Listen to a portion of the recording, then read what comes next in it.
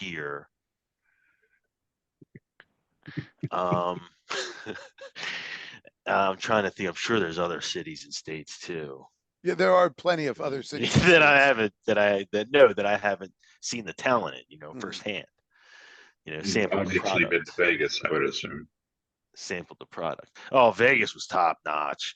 But here's the thing. Here's why Aruba ranks #1 gold standard for the money. Vegas, you're going to spend top dollar. You're talking $800 for quality, right? $800 for quality all day long. And if they're spending the night, there's people that'll spend 24 grand a night to have them spend the whole night. I feel like I just invested in a fleshlight, but that's just me. No, I'm with you, brother. I'm with you. What about a real South? Like at that point. Yeah. I mean, I'm just, really, but yeah. South Florida is the same talent. Now, Bahamas, beautiful at 400, right? At 400 an hour. These are hourly rates, by the way. Mm-hmm. South Florida, you could probably get away. So can I ask you a question? Did you try to negotiate down to the quarter hour? No, but I will do a 30. Said I need 15 minutes tops. I will do a 30-minute if it comes down to it. Sure. This has been dating advice with Mike. Oh, and by the way, guys, all of this is cheaper than my actual dates. After a couple dinners or something, you know what I'm saying? Let me just try to think of. Let me think of rates. Let me think of rates. Hold on, I need a big time out there. Yeah, what? You're saying this is cheaper than your regular dates, and then you said after a couple dinners. So again, you're talking about dating abroad. But hold on, there, misogyny, Mike. You're starting there by saying, so Vegas, we're talking $800 for 1 hour, and that's not somehow. Me. And that's cheaper. I'm not talking about that. Or $400 for an hour in the Bahamas. There you go. But you have a travel expense that gets baked into that. But regardless of that, just sticking to the hourly rate, you're telling me that when you go on a date, you're spending more than $400 per hour. No. I was gonna say, 'cause, it seems to me. No, but when you add it up for a couple dinner dates, dinner dates, you talk a couple $100 a piece. That's not how the time value of money works. No, like you can't say, to get to the dessert. You can't say I spent $400.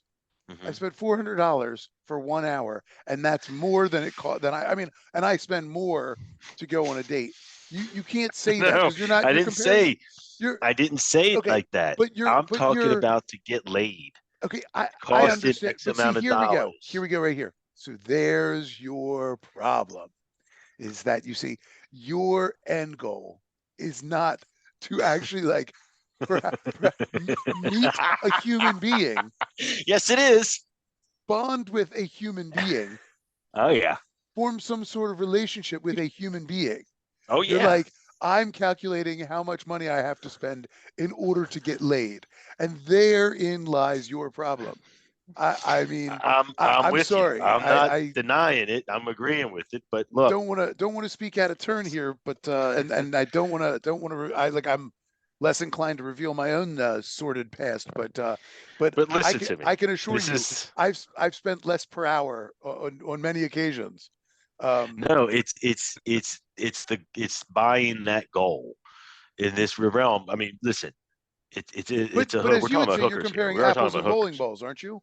No, we're talking about hookers. So we're not talking about dating women. But you're the one that brought in the comparison. So you're comparing apples and bowling balls. Yes, because if I'm looking to get laid, I can go out and meet a girl, take her out to dinner, preferably a woman. Nothing. To be honest with you, and get nothing after a couple dates. Or I can guarantee. Hold on, time out. What do you mean when you say get nothing? What are you supposed to? You know damn well what I mean. No, I don't. Get laid. When you say you get nothing, what is it? Now, when you date somebody, what are you supposed to get out of that deal? What is your expectation there? Because it seems companionship. Companionship. So you go out. You're giving and you're getting. Yes. I assume you use words, right? These aren't people that don't speak any English, like in Aruba, right? So you are trying to I'm like not sure. actually communicate with them, Well, or are that one you in trying Venezuela to didn't wait, speak a lick of English. or are you trying to game some sort of system in order to figure out like what are the least number of words and deeds that I have to commit to in order to achieve my goal, of having this human fleshlight that I don't see as a person, put out for me. I'm curious because it seems to me like maybe your Yeah. goals are wrong. Maybe your No, approach is wrong. Maybe you start by saying, I'm a social animal. Maybe I would do well to meet another person that I might socialize with, and who knows what happens from there. And you start there, I am game with that. I love that. I'm on par and with then that. you And get I'd to a like point to. where you Hey, say, listen, "Hey, I'd listen, like to see listen, more of you," and by which I listen. mean more of I you. would like that to work to be the way that it worked. But over time, sometimes there's a spell there where you're not meeting that caliber of person. So to fill the gap, you don't want to just, have these, chasing pointless relationships where you're just hoping that maybe you'll get laid, because you got to have that, you have that man urge, right? I get it. We want to have the companion and love, dove, but I mean, you do have the man urges. So while you're looking for that companion, I find that those that are life easily partner, manageable, my friend. I didn't, you don't, but that's just but me, I guess. true, I get, I'm with you there too. I But mean, all of these are sins. So this brings me back to a whole question about your ideology, but we're not going to even get into that. but you know, Huh. you gotta sometimes people would rather have a real person to help with that urge, another partner. So they go that route. And when you do the math, sometimes it seems a little cheaper and more efficient Hmm. than the other way. But you're right. Hey, look, I'd like to have a nice conversation that may lead to a little horizontal mamba jamba. Yeah, but obviously your one of the problems that you have at this current moment is that your politics turn off all the women, and so that doesn't help your cause. No, not Uh, anymore. It's weird. hmm, It's weird how that's changed over the last like 6 months. Interesting. It's cool. Didn't you see all the rap videos and all the kids now are like now all Republicans? Um, yeah, no, I saw what you're They're referring not really to. all Republicans, No, but they're not. they're like chanting, go Trump and stuff like that, which is just mind blowing. I saw, yeah, I saw what you're referring to. I mean, I see a couple. What is this? Oh, recorded. I got it. Mhm. But anyway, let's get All this right. sucker cranking. You always waste time. Welcome to We got to get cranking. USVN, We're on a the tight schedule. Unbalanced Sports Views Network, episode whatever this is, 10 What something. episode is this? I don't know, 10. Week 9 recap, week 10 predictions and picks. Back with us is G Money. We're here with the man, the lady killer himself, Mikey Deuce. And I'm here again as usual because I'm the only one that can't ever like not be here. So here we go. True story. I don't get to take a day off. Anyway, all right. So gents, week 9, big week in the NFL, pretty good week. A lot of big games, a lot of surprises, I guess you might say. A lot of stuff happening. I want to run through a couple games. I'd like to skip over a few with just as few words as possible, but do want to touch on. There's a lot to talk about for sure.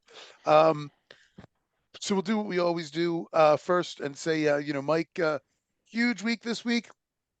Really killed it with four correct picks on the week. He How come landed you on roll 4, right into that immediately? And and the other times I have to beg you to acknowledge. Now we're starting the show with it. And myself, G Money, both finished with 8 because I incorrectly thought the Jets might have a little bit of gas in the tank to cover a spread. Did not expect them to win, but I thought they'd keep it close because that defense has played so well. And that offense is so bad. Yeah, it's really not. It's just that one player, right? It's Wilson. He's awful. He's awful. Well, and their O-line is pretty bad. Hey, I made a funny last night. My cousin's a Jets fan, and I said, you know what? If I was in their front office, I would have rather had Rodgers in a wheelchair than this kid at quarterback. Yeah, I think it would have been a better chance. Yeah, just seeing Rodgers out there rolling around in a wheelchair. Now they're they're still 500, right? Yeah, I think they're 4-4. Is that so right? They still have a shot at the playoffs. They were 4-3 coming into the night. Yeah. So and they the got Chargers a shot. are 4-4 now too, which is really surprising because the Chargers seem like a much better team than a 4-4 team, but they last night was the first time that they really were able to put it all together. And even then, Herbert didn't look fantastic, but that is a great defense. How are they 4-4 with that offense? Well, yeah. I mean, it just Eckler's been out, and so it hasn't clicked. Quentin Johnson is starting to actually play a little ball. He seems to be getting involved a little bit. But if you look at who their losses are to, I mean, it's Miami, Dallas, and KC are 3 of their 4 losses. So, like the rest of their schedule gets a lot easier from here on out. Yeah, yeah, they are exactly. Not next week, but after they play Detroit next week, so that'll be a fun one. That'll be a test. But I think more importantly, their defense finally looked good, which under Brandon Staley, that's been the big surprise with them is that. I mean, obviously, what you're getting from Herbert. Although Herbert looked a little off last night, but that's not. It worked. Not terrible. Probably is. I'm sure the finger is not exactly perfect. Yeah, he kind of missed a couple of throws that looked like seemed like a surprise that he would miss. Like shit. I mean, I wouldn't say that. He wasn't great, but he was good enough. I mean, he had just awful number. I mean, I did see him do. What I think he does really well is scramble. I really think he's a great scrambler. He just seems to be just elusive enough. He's got like the Ben Roethlisberger type of stuff where he's not fast, but they're just elusive enough to get away from the defense. And I saw him make some plays that way with his feet. Sure. But he ended up with 136 passing yards and like 50%. Well, they were also working with a short field a lot of the night because the Jets couldn't do anything. It was still 120 yards. Huh? I'm just kidding. Yeah, but they weren't doing good when they were inside the short distances. No. But I mean, he, like I'm saying, like Herbert. Yeah, Herbert didn't look right, but a ton wasn't asked of him either. You know what I mean? He had short fields to work with, and he missed. Like I said, he missed a couple of big throws, and he just doesn't look right. But whatever, the defense really stepped up, and that's I think a big deal for them because if that defense can keep them in games, the offense can certainly score. I mean, especially once Herbert's fully healthy and all that. I tell you what, I know there's one game I wanted to cover. I didn't want you to skip it. I'm not skipping any. You're not skipping any. You said you wanted to skip a couple. Just touch on. I'm sure there is. And I want to touch if it's the one I think is it the Vikings game. Of course. Yeah, I want to talk about that because that the hottest team in the NFL. Well, let's talk about I mean, maybe the second, but yeah. Are you guys? I'm on that train. Are you jumping on yet? Because I've been riding it. I have but Dobbs deserves all the credit in the world. Damn right he does. I'll tell you what. Last week I said I'm picking the Falcons because we don't know anything about what's the guy, Jaron Hall. We know nothing about him. First start, all this stuff. Like I was like, the game's going to be too big. That Falcons defense is too good. Yeah, and I said, Super Bowl. And I said, Josh Dobbs. They just signed Josh Dobbs, but he's not even going to know the playbook yet. Exactly. And I didn't even think about the fact that he was saying, he didn't even know most of the guys' names yet. Yeah. You know what I mean? Like, and so I remember, I was watching part of that game, and he was over on the sidelines, like with the O-line, and they were like trying to work out working out his cadence and all that stuff. That was it was unbelievable that he was able to do what he did. Mm-hmm. Have you watched any of the interviews with him, like, or any of the way that they were actually running through the plays and stuff? Oh yeah, they're like explaining it to him yeah. Yeah, they're like having to go. They're calling the play, but then going. So that means this guy's going to be running a slant. This guy's running an in. This one's doing doing a half. Like it's. And by the way, you might want to try to run on this play. Like, and then he had players telling him what they were doing, and it was just like it's such a cool team. Like the team came together around it. It's a remarkable story and a real testament to. I mean, now I had read when the Cardinals named Dobbs the starter, there were a couple of stories about him. And it was like, and all the coaches were just saying, like, they were all really impressed with just how smart he was. And I think it's a real testament to just, he is obviously I mean, I have said before, I always get a little funny about using the word smart and the word intelligence and stuff, because I think, because it's like, well, he's got to be. Because but I mean, I think a guy can score a 5 on the Wonderlic, but if he just has really good football instincts, he's very good at it doesn't matter how you do on the test. Like there are different kinds of intelligence. There's different kinds of knowledge. There's different kinds of smarts. And, the guy the illiterate guy who couldn't get through 3rd grade, but is like the most brilliant carpenter you've ever met. You know what I mean? Like, you're going to tell me that guy's not smart. That guy's super intelligent or whatever. Man, if you try to read an NFL playbook, these guys are smart. I think these quarterbacks, they have to be smart. The quarterback is the hardest position in professional sports. I mean, no question. It is. I think so. The hardest position. I mean, second. I mean, the only thing that comes even remotely close is being a catcher in baseball. Probably the only thing that I think is close. Yeah, but I mean, you think about it, that's why some of those quarterbacks who have offensive coordinators changed out on them every year, and why that's so complicated. Sure. Oh, were you disagreeing about the catcher thing? Yeah, but I mean, it's the brutality on your body to be crouched. I mean, don't get me wrong. Yeah.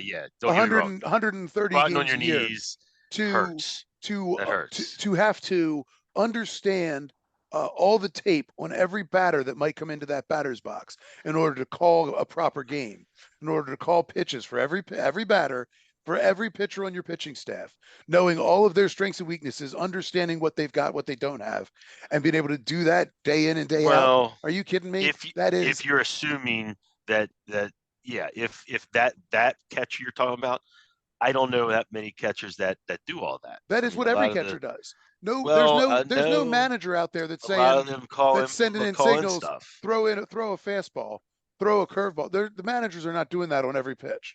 Nobody's sending in all those signs on every pitch. I mean, it's not easy. I'm not saying it's easy. No, it is. Catcher is, and again, just the physical. That's why that's whatever. But you're right. You squatting. That would crush my knees. It's a position that is under-respected because people don't realize how much you need to know in order to do that, to play that position.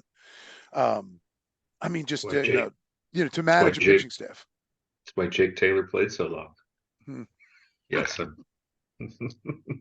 It's why catchers often make the best managers. Sure. Like catchers go on to be managers all the time, and if not managers, coaches. Like they just understand the game in a way that like just the rest of the team does not. They don't have to. Shortstop does not need to understand how to call a progression of pitches in order to set, like calling things in the first, second, and third inning in order to set things up for the 5th, 6th, and 7th. You only the catcher has to think about that stuff. I mean, I guess the pitcher to some degree, but a catcher has to be able to do it with a whole pitching staff. You know what I mean? Like that's the crazy part. So yeah, I mean, some of the pressure is taken off because the pitcher is doing part of that job as well, I guess. But anyway, back to the sport that we care about right now. That's true. Back to football. But yeah, I was very impressed with Dobbs. I thought, and his scrambling ability. I mean, his ability to run and produce, very impressive. I think he's in a really good spot with the Vikings. I mean, I don't think that he's necessarily the guy they're going to move forward with. I mean, I just, they may. No. Who knows? It depends on what happens. Who knows though? They're loaded on offense. I mean, with Jefferson's coming back soon, right? So throw him and Addison. Possibly they said week 10, but there's been no word yet. So I think maybe he's not ready yet. Right. But he should be back within the next couple of weeks. And yeah, I mean, how happy is Dobbs going to be that he's going to have theoretically a healthy Jordan Addison and a healthy Justin Jefferson? Are you kidding me? Yeah.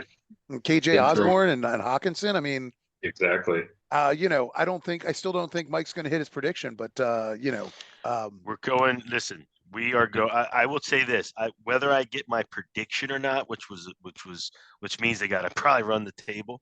Yeah, no, they've already lost one too many. Whether I get that correct, I'm still predicting they win the division over the Lions. Okay, that's a bold statement, sir. That is bold. Well, that's bold. They are the hottest team in the NFL. Well, I mean, I want to also point out one other thing. No, I'm sorry. The Jaguars are. The Jaguars and the Bengals and the Ravens and them are all like tied for the fourth. They won 4 in a row, but the Jags have won 5 in a row. So, the Jags won 5 in a row. Oh, okay. Yes. Very sneaky like. Yeah. So, I want to point out one other thing about that Vikings game. Now, look, again, this is in no way to take anything away from the Vikings. I thought Dobbs really deserves more. I've seen a ton of praise heaped on him so far, and he deserves every bit of it and more. Yep. But I do want to point out that I think that the Arthur Smith era in Atlanta has got to come to an end. The play calling from that team when they got down to first and goal with a chance to go ahead in this game, and first down was incomplete, or like a handoff to Jonnu Smith. Second down was an incomplete pass to Jonnu Smith. Third down was an ATN run, an Algier run, and they in 0 plays at the at the goal line. 0 plays is Bijan Robinson on the field, and you go, I'm sorry, what are you doing? Like, this is the guy you drafted in the first round. He is the most dynamic player on that team, and you do not have him on the field for any of these critical red zone touches. It was absolutely baffling to me. Like, just even if you put him out there and didn't use him, I would criticize you for that.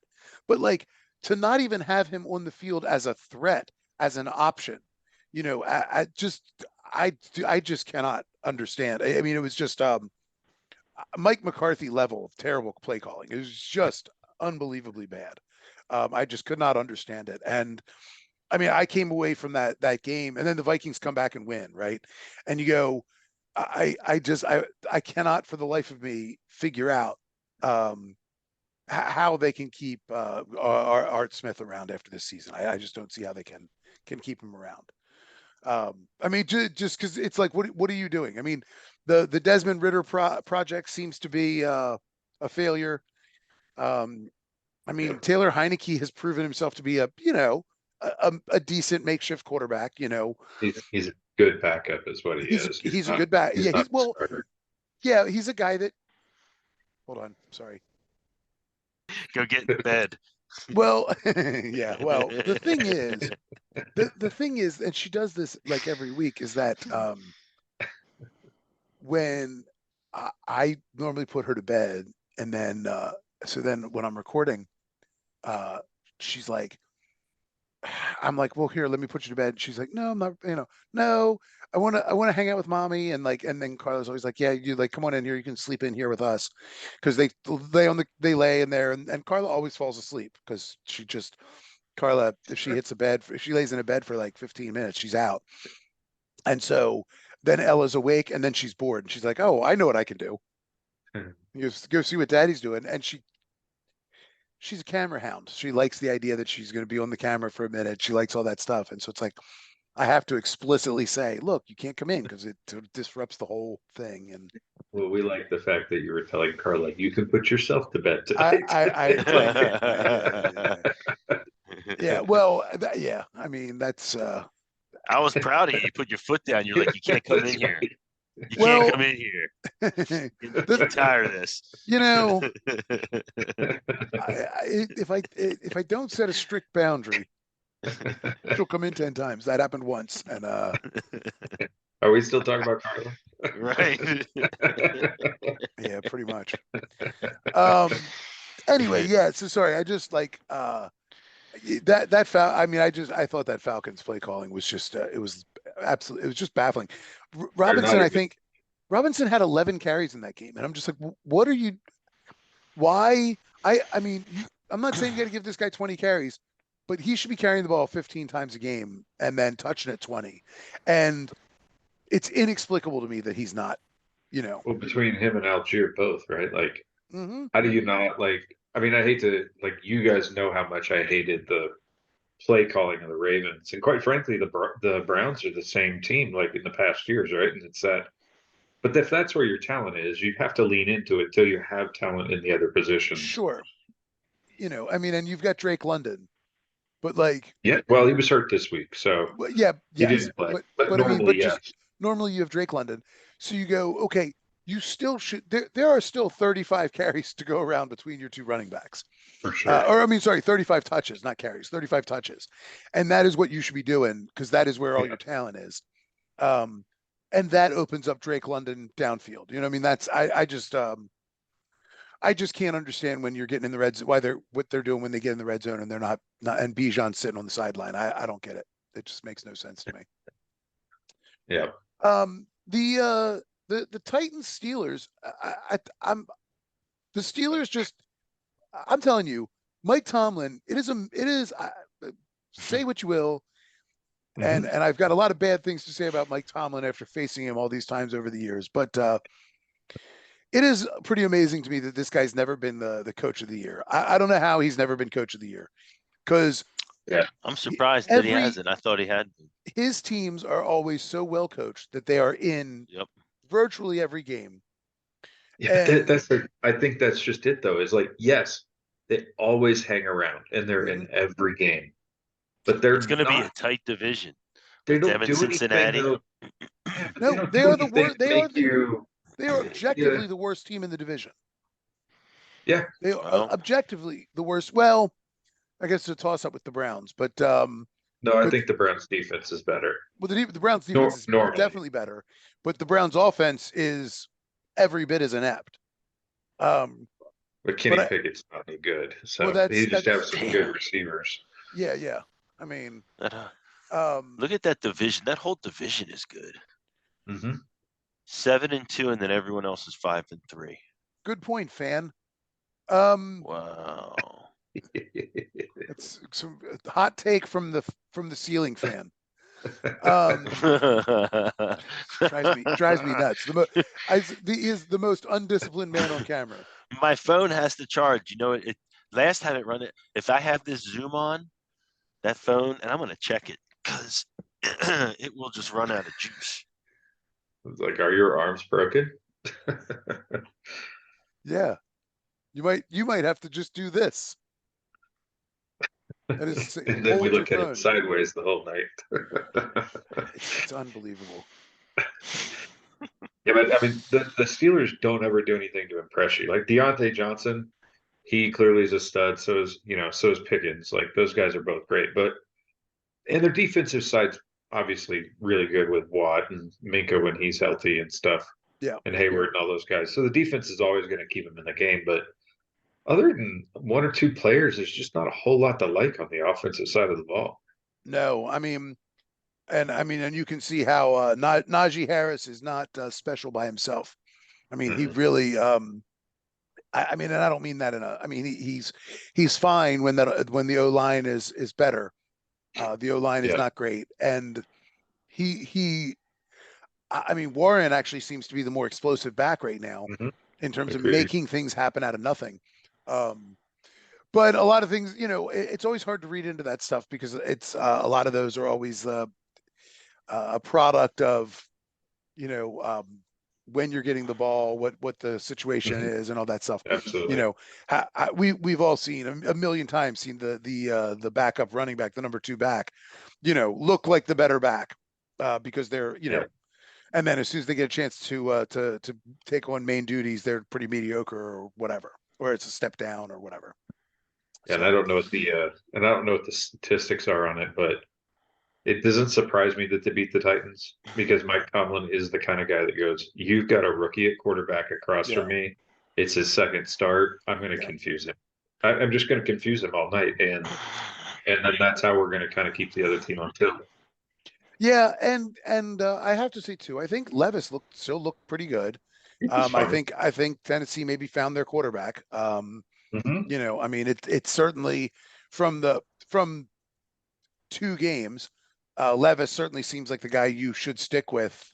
You know, moving forward, at least you know, at least through this year and into next year, barring some sort of radical change. Bless you. So yeah, I mean, so the Titans and look, I I hate to play the Titans because I feel like Vrabel kind of knows Harbaugh really well, and game plans very well for the Ravens. So I hate seeing them for that reason. But I like Vrabel. I like him as a coach. I think the league is better when the Titans are a good team and Vrabel can be kind of more spotlight. You know, I mean, I like the way he coaches. I like the guy. So I like to see him succeed because I feel like it's a better league when they're good. I am happy to watch him succeed at a different team. I will never cheer for the Titans. I Oh grew up no, I'm not gonna. an Oilers fan, and Yeah. so I will never like even against the Steelers. I'm like, why am I watching this game? Mm-hmm. Like the two teams that probably I dislike as much as anyone. Well, you know, the Flaming Thumbtacks are the team that you know, when Flaming the thumbtacks. I when the love it. Ravens you know, that was the Ravens' main rival when we won the first Super Yeah. Bowl. People forget that Yes. was our rival. It was the Yes. Titans, Oh yeah. who had Eddie never George in lost them. who had never lost at Adelphia Coliseum until Yep. we went in there and beat them. Of course, it was only like their second year, so I mean, in fairness, you know, they had never lost at Adelphia Coliseum, like, but the 2 years that they hadn't been the Houston Oilers. Anyway, all right, Framed All like right. a true politician. say that again. I said framed like a true politician. Yeah, yeah. Just leave So out the part of how long they were actually operating. Just say they had yet to be beaten. It was their first game. that's the kind of that's the kind of meaningless juice that you get when you watch I know. you Trust know, me. when like, you know, when Tony Romo doesn't have a play to dissect, that's the kind of meaningless fluff that you get from from him. Like those guys are such they're just, I mean, again, we're just talking about how smart you have to be to learn a playbook and manage an offense and everything else. But for by and large, these guys are not exactly they're not exactly great at engaging media performances. So they've always got like just the most mundane, stupidest stories. They're like, oh yeah, I met with such and such player this week, and you know, he's a real dog guy. He's got 3 dogs. And you're like, God, who fucking cares? Yeah. I just don't care. All the Taylor Swift fans care. Oh yeah, you know, it's. I mean, look, God. I get it. I get, you know, people like to hear there's a huge market there of Swifties, and they know that. So I get why that is like that is the on coming out on NFL letterhead every week. Like talk about Taylor Swift in every game. Like if you mention the Chiefs, you have to mention Taylor Swift at least, you know, one time out of every 3 times you mention the Chiefs. Hmm. And speaking of the Chiefs, I'll tell you, you know, 7-point win didn't even seem that close. That defense, the Chiefs defense is maybe a little scary. Yeah, But, Yeah. they're playing really well. You're right. playing really well. I think I was reading it was the best. It's the best Chiefs defense that Andy Reid's ever had. Like the best defense that you know, statistically, blah blah blah blah blah. The best defense that Reid has had in his tenure in Kansas City, and it's pretty interesting because the offense still does not look right. I was going to say maybe No. the offense he's ever had too. Like not really the worst, but man, they do not look good. No, I mean, I think it's the Chiefs are suffering from the same problem that the Bills are in that it's outside of Mahomes and Kelsey. I mean, Pacheco looks fine. I mean, he's doing fine. He's not, but he's not necessarily a game-changing back. That's not kind of his skill set. He's a good running back that is a complement to what Mahomes and Kelsey are doing. But Yep. man, outside of those two guys, they really are suffering from a lack of wide receiver. And you know, Valdez Scantling was much better last year. That I mean, just you know, it seemed to work better. They had a better rhythm. Sky Moore does not seem like he's developed, Nope. into anything. Mecole Hardman is, he's never been, remotely an every down kind of a wide receiver or anything, but hasn't seemed to integrate back into that offense. They've tried to use him, but he hasn't really fit back in yet. So yeah, I think, the Chiefs, when you take Kelly out of the game like they did, look, nobody had more than 34 yards receiving at all. Kelsey. Yeah. Well, Kelsey didn't either. He had 14. Yeah, but when you like neutralize him like they did in this game, not one person on that whole team had more than 34 yards receiving. Yep. Mm-hmm. And that's been the knock on him all season, right? It's just Kelsey's been incredible at getting himself open. And maybe not every team's going to be. I mean, I do think that Dolphins defense is getting healthy and going to become more of a problem for people. Oh man, Xavier Howard and Jalen Ramsey. Are you kidding me? Right. Although Ramsey is, is not Ramsey is not the Ramsey of a couple years ago, but he still certainly knows how to play the game. For sure. And I mean, those two together are studs. Sure. Yeah, no, the Dolphins D is for real, but you do have to start to wonder. The Dolphins have not beaten a team with a winning record, and you start to wonder, like, that 70-point game really colored everybody's vision of what the Dolphins were. But Agreed. I mean, obviously the offense is explosive, but I know I said this a couple of weeks ago. I was talking about how we were going back to Mike's thing about every player today would be, a superstar back in the day. We're not doing that again. But we brought up Tyreek Hill, and I said, we remember we talked about like the changes to how you hit the quarterback and all that stuff have made a player like Tyreek Hill possible. He couldn't have even played in the game before those changes, because he burns past everybody, but he's too small generally, and the Chiefs showed exactly that. All they did all game was confront him at the line, bump him at the line, and knock him off his route every time. And where was Tyreek? I mean, that's why he was probably better with Mahomes. Go ahead, Mike. Well, I do that too. He caught 8 balls. He just didn't have any touchdowns. Usually he has a touchdown. Usually he catches caught 8 balls, but none of them were burners, and none of them were. And I was going to say, and also like 4 of them were kind of. Look, that was a 7-point game, but there was not a single moment in that game, not one moment in that game, where I ever thought the Dolphins had a chance to win. I mean, I didn't either. The Chiefs dominated that game from beginning to end. The Dolphins came back and put up 14 in. I hate the term, to use the term garbage time, because it wasn't quite garbage time or anything. No, like that, it wasn't. That game was well in hand when they finally got on the board. No, they scored both of them in the third quarter. Yeah, third there quarter. Was still a whole. But that's not garbage time at all. I know it wasn't garbage time, but it never felt like it mattered. It never felt like it mattered. After the second touchdown, I went, if they get a stop here, this is a real game. And that was and they did get the stop, but then they didn't actually do anything after that. Was at that point, there was still a question, I feel like, coming into the fourth quarter, because they had all the momentum. Yeah, but see, I don't think they did. I think that it may have seemed that way, but it just never seemed that way to me. It seemed to me like the Chiefs seemed to me like Spagnuolo knew exactly what to do with that team, and they were playing soft on defense. They were kind of giving them bigger cushions and all that. They stopped whacking Tyreek at the line. They stopped press coverage, and they started playing a little bit more zone, and so you start finding guys open in the soft spots of the zone. And then as they got back into the game, what the Chiefs do? They went right back to press coverage. They started putting more press, and they went right back to what had worked the whole game. So, I mean, I think that was just, I don't think that was I never felt like the Dolphins were threatening in that game. I mean, I shouldn't say never, but it just, I didn't think it seemed to me like it was a foregone conclusion the Chiefs were going to win that once. Just watching the way the defense were playing them, it was just like, Tua, look here. All the talk about Tua for MVP, Tua is not elevating his team. Tua is elevated by the guys around him. And Agreed. And I don't think that it's ever been more clear than watching that game like that. No, you saw the two opposites. You saw Mahomes uplifting everyone else on that team versus Tua not. Right.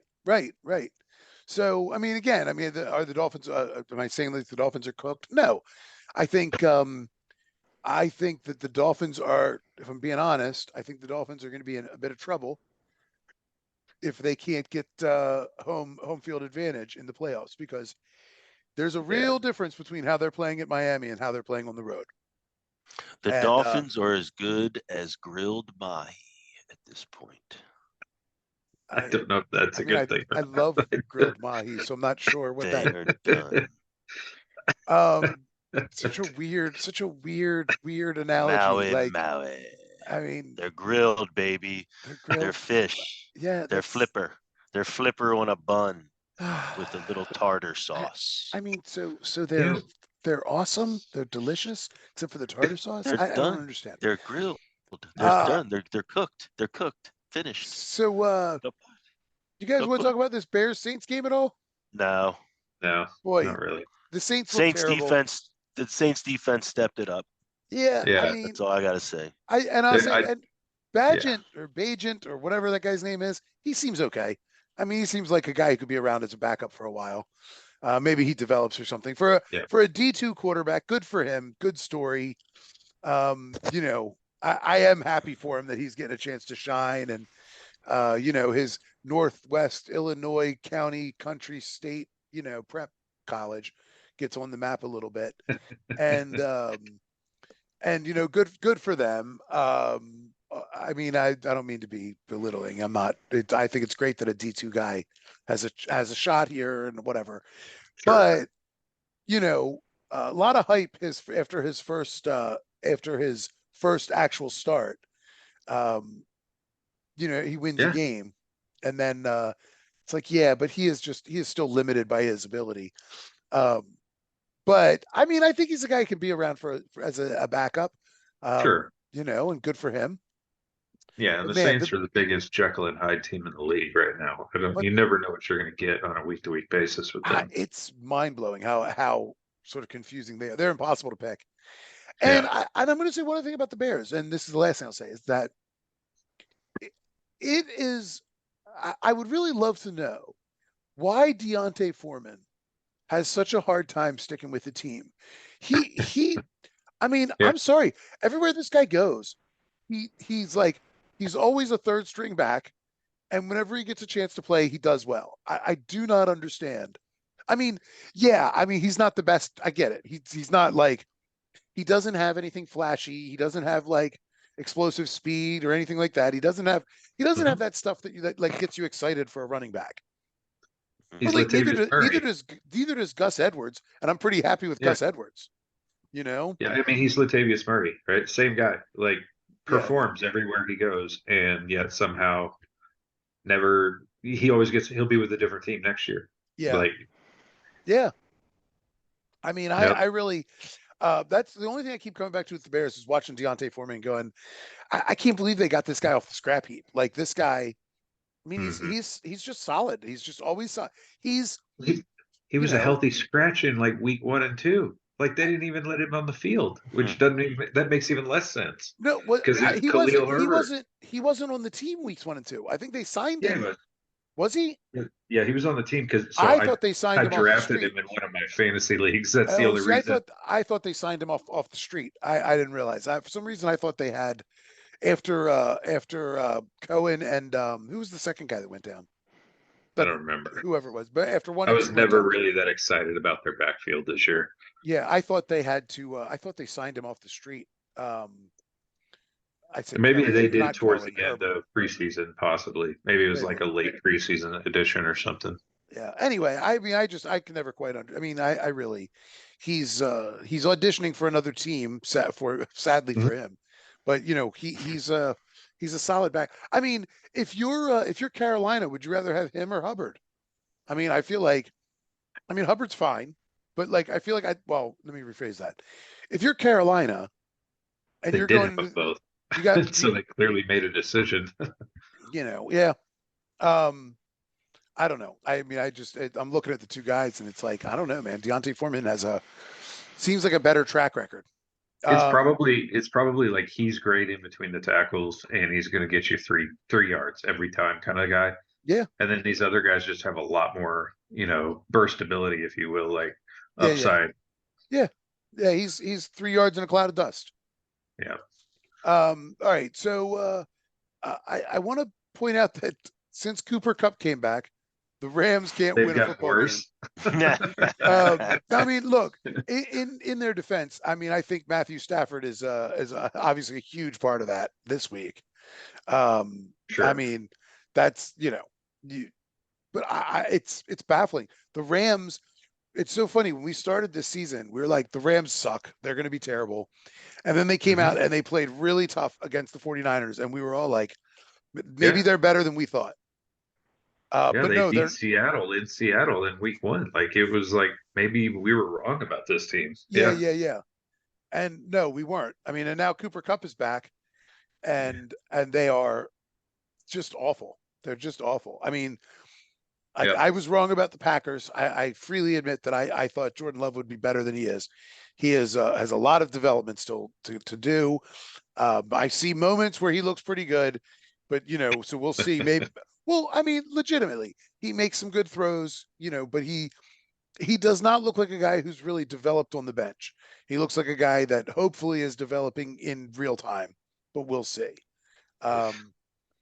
He's got a couple more games to make that decision for the Packers whether they draft a quarterback.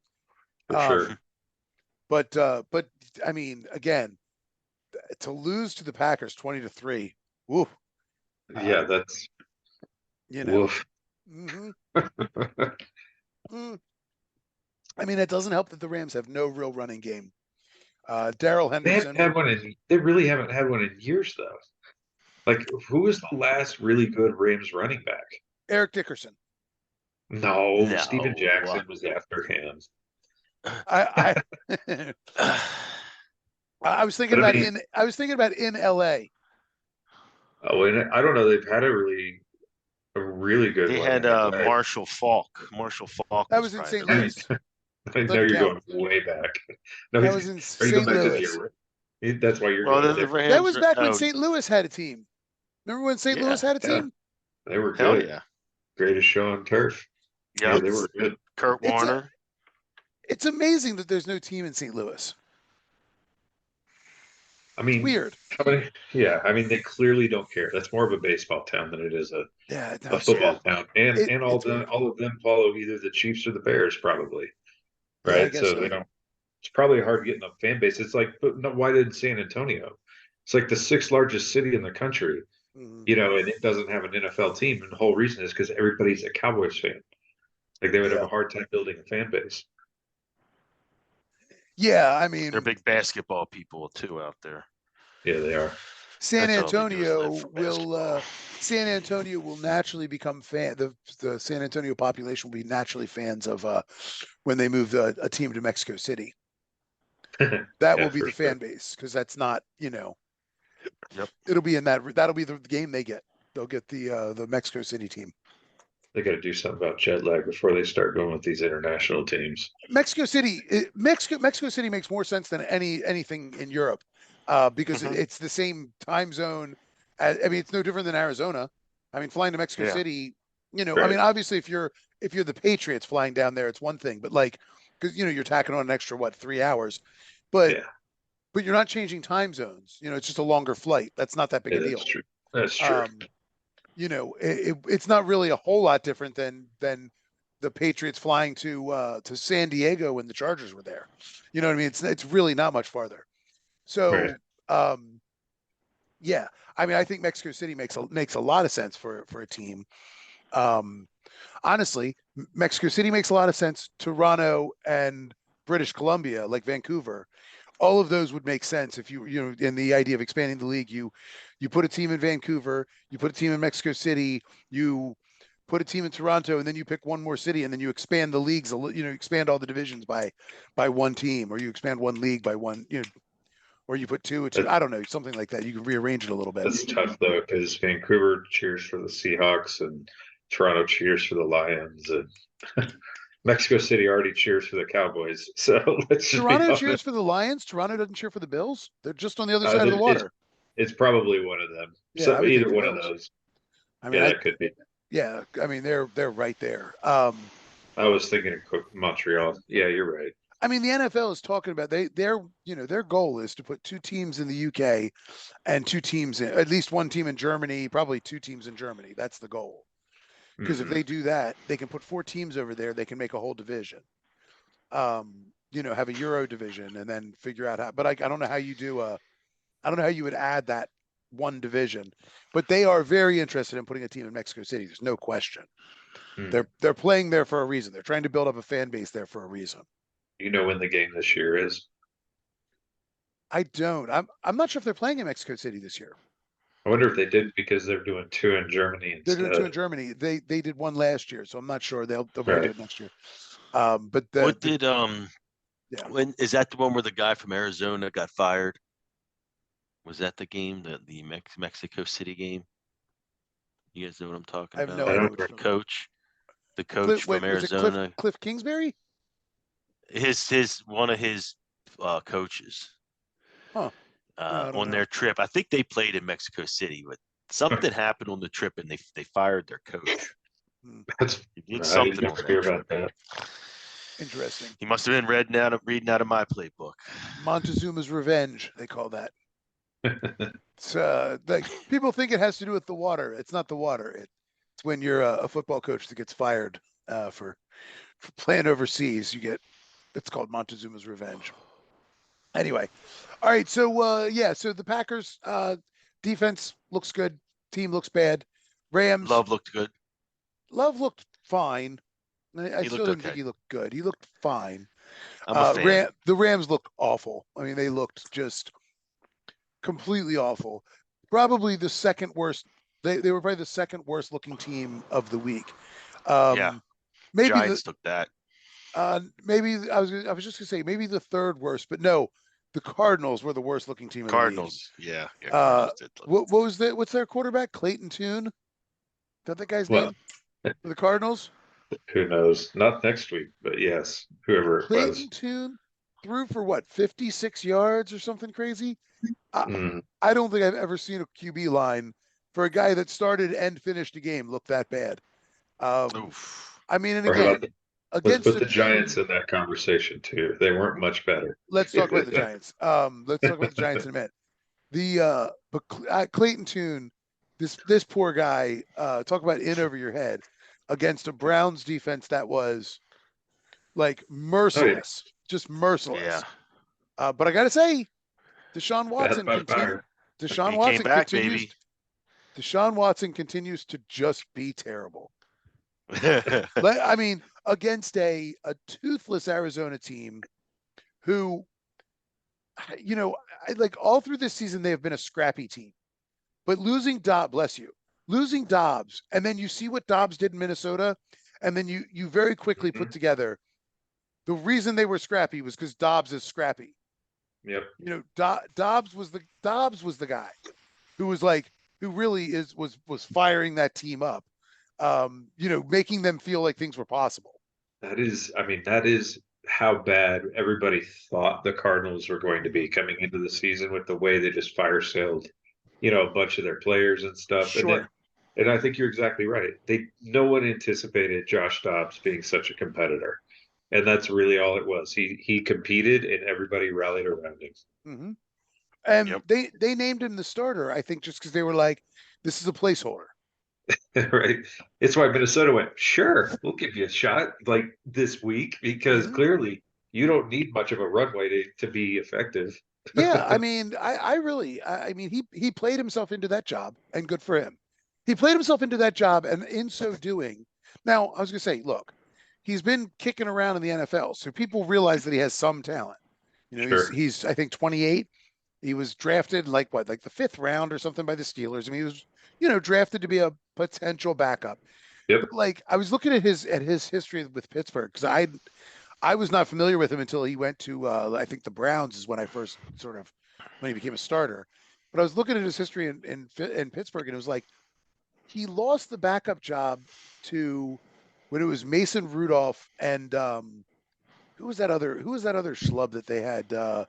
It was Mason Rudolph and some other dipshit that they thought was going to be good and was awful. Wasn't it the dude out of Ohio State that they drafted? Maybe I can't remember. I knew it earlier I knew it a couple days ago. I can't remember now. Yeah. But like he lost but I mean, just think about how bad Mason Rudolph was, and they were like, well, no, we're going to keep Rudolph and get rid of you.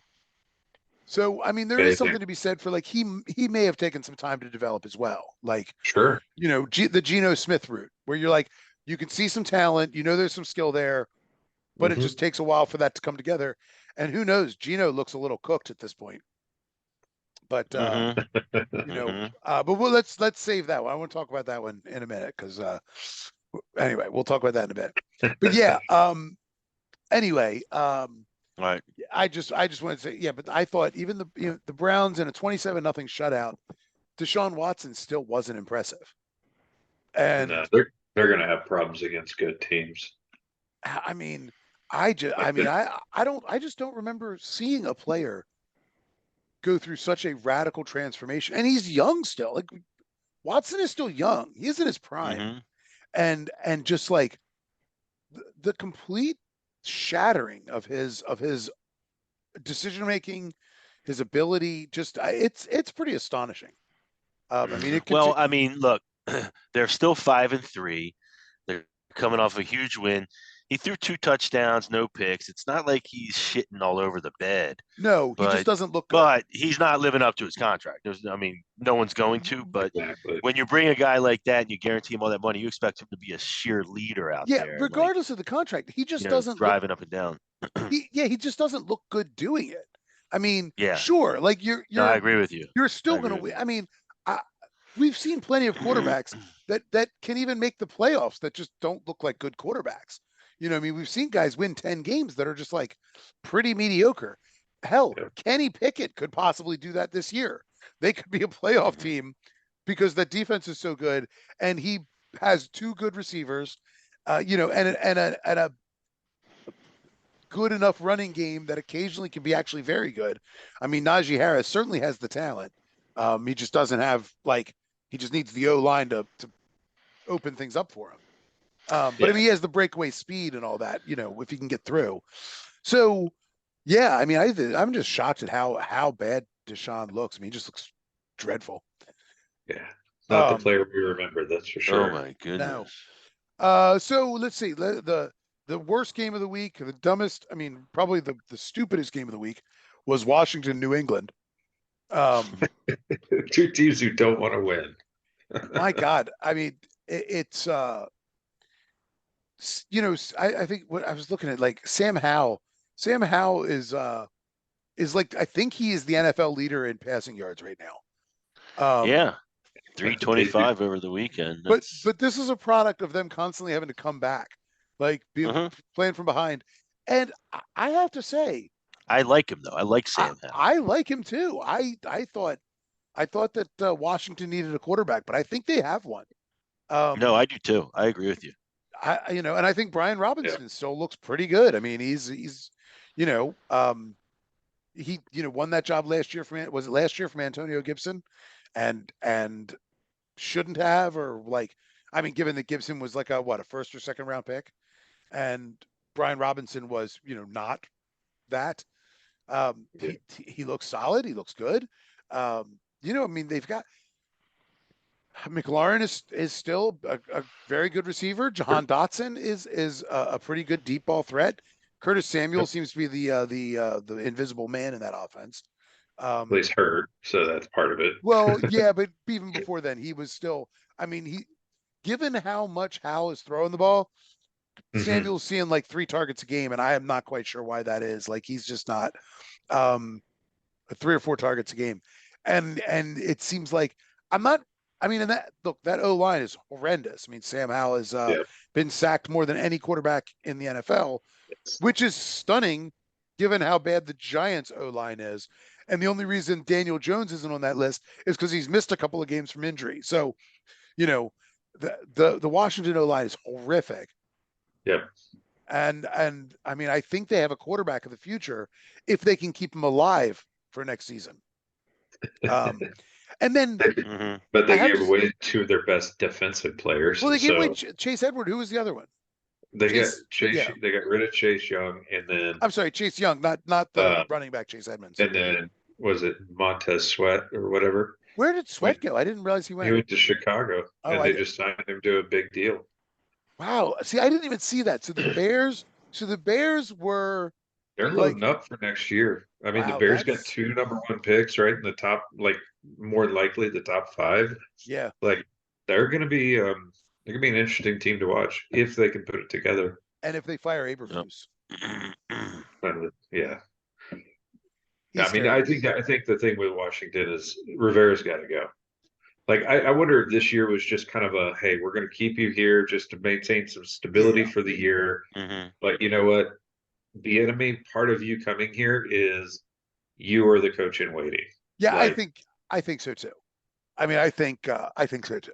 I think Rivera sucks. He's just older, and the game's passed him by, right? I feel like more. Yeah, but I love that nickname though. It's one of the best. It's one of the best nicknames out there. It's a good nickname, but like it doesn't make much sense. Like if he was like this big coach. Yeah, I know. If he was this big gambler guy and like always going for it, like on every 4th down and getting it and celebrating like a rock star on the sideline, I'd be like, all right, Riverboat Ron fits, but sure, he just looks like a lost doofus.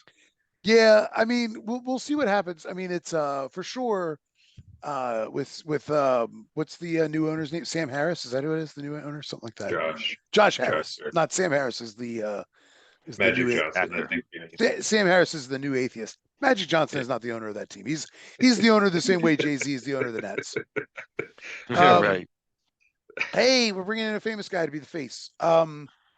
Magic is worth over $1 billion. You can't say that about him anymore. I'm not saying that, but it's the same as Jay-Z. Jay-Z's a billionaire and is a part owner of the Nets, but like he owns like 0.1% of the Nets so that they can trot him out as the Nets owner. He gets free tickets. Yeah, well, no, but I mean, because then he can be the face and like his draw brings people in. It's, it's just a marketing gimmick. It's the same with Magic. It's like, I mean, and I'm not saying it doesn't work for Magic. I'm not saying he's being used like unwittingly or whatever else. It's like, he knows who he is, and he knows if he's signing that deal, that's how he's going to be, that's what his role will be. Come on, Nancy, trot Magic out quick. Hurry up. Yeah. I mean, that's how it goes. Trot Magic out here. We got the press back. I like you, Mike. We need to probably change the topic because this is starting to get really racist all of a sudden. So. I care about you. That's really what it is. Welcome back to USVN, where at least 1/3 of the podcast will never go racist. Woo! No concern there. So next game, let's move on from the Redskins. Well, I just wanted to say one thing. Myself there. I don't want to know about you doing to yourself. I'm glad your video is not on this. Yeah. I mean, when I just keep thinking about what I said, and it just makes myself laugh over and over again. All right. What game are we talking about? The only thing I want to say about that one last thing about that Commanders Patriots game, I just want to point out is that man, this may be the low point for Belichick. Oh. And in a season full of low points, this might be the lowest point. Ooh. Mac Jones. Oh, he's awful. Terrible. Everything about that team, terrible. They're just terrible. They're a terrible team. Yeah. And like last week, it started to seem like, well, maybe they're figuring some things out. No, they're not. No, they're not. And this Belichick, years of horrible drafts is what it is. And Belichick looks lost.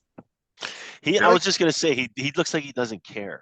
I have never seen him look so like he always looks the same on the sideline, pissed off, even when they're up by 40. Sure. He always looks just like, but angry, but in like a, angry in a we should be up 80 way. You know what I mean? Like it just always looks, but not, not actually angry, just like, we gained 5 yards on that play when it should have been 7.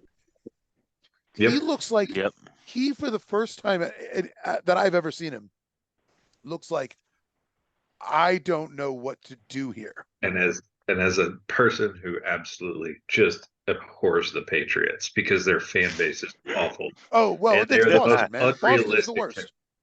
I don't know. Boston's Philly's the up worst. there, but I mean, it's just, but they're everywhere. Hold on. You take that back, you son of a bitch. Philly is a wonderful city.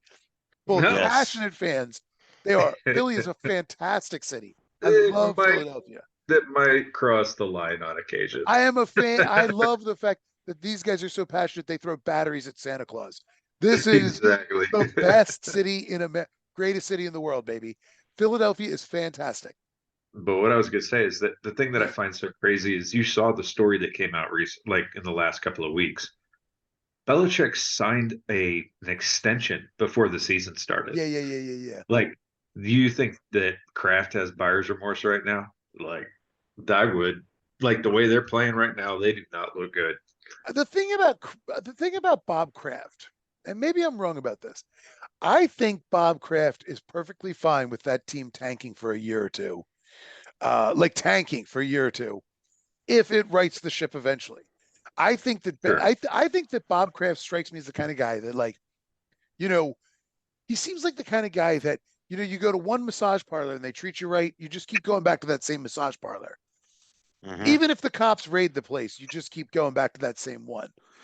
Yeah. He seems like a guy who's going to be loyal because Belichick seems like a guy who's been jerking him off just the right way for years. Yep. So he's willing to take a couple of bad hand-joes from Belichick. He didn't decide to give up that life. In the hopes that that he's going to figure out how to handle his balls again in the future. That's what I think. He's got a young wife, I think, that handles his balls. I mean, who knows? I mean, I'm sure. I'm pretty sure he married a young after the old bat died. He married some young broad. I mean, pretty sure. He was wasn't he on Epstein's logs? It makes sense. Yeah. I don't know. I have no idea. Whatever. Not getting into that. All right. Let's see. There's a couple games I'm saving. I want to jump around a little bit. So our boy Bryce Young last week looked like Bryce Young took a step in the right direction. I'm right back to where I said all along. Bryce Young sucks. He just sucks. I'm sorry. The Colts defense is not that good. They're fine. No. They're middle of the road. And Bryce Young just looks terrible. Yeah. He looks too small, and he looks like he does not know what to do.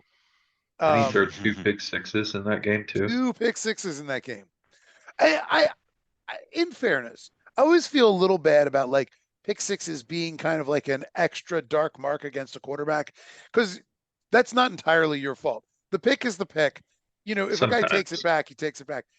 Yeah, I mean, but when you're throwing to receiver, you're not also surveying to make sure that there's a guy that might be able to tackle, you know what I mean?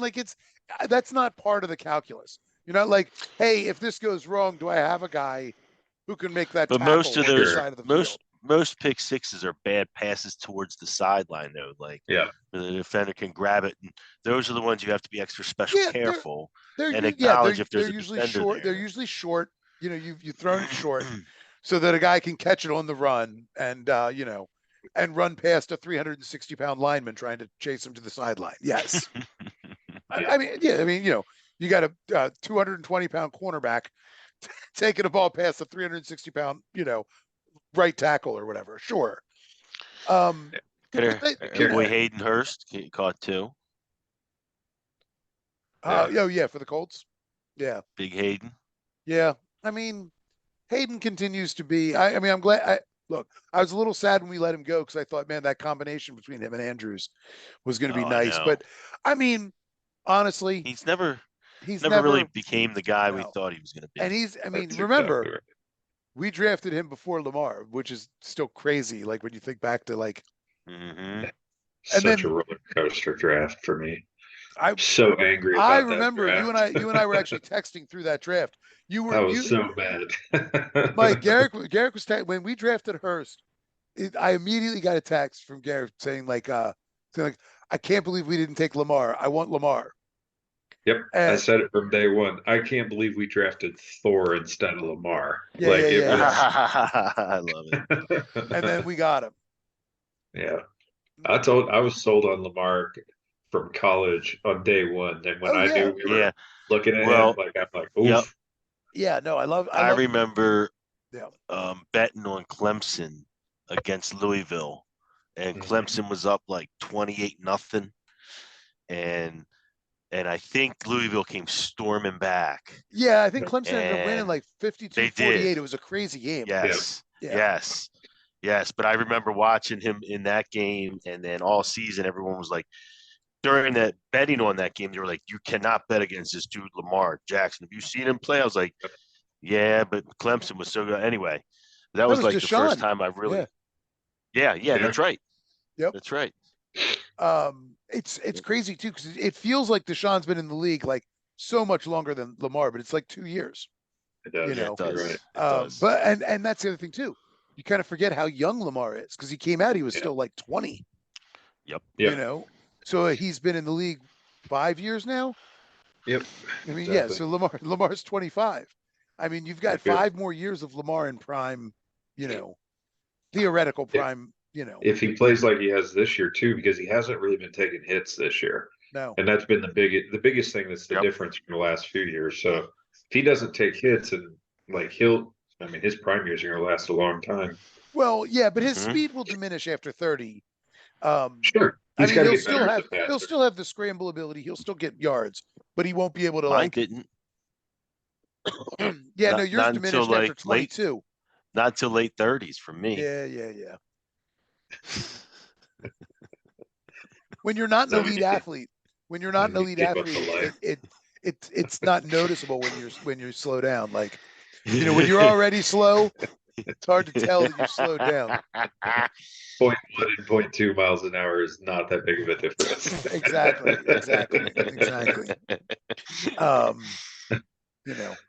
Going from never mind. Never mind. I was gonna go back to Aruba for a second. But yeah, Bryce Young. I'm sorry to keep harping on Bryce Young, but I keep thinking about, like, I can't help.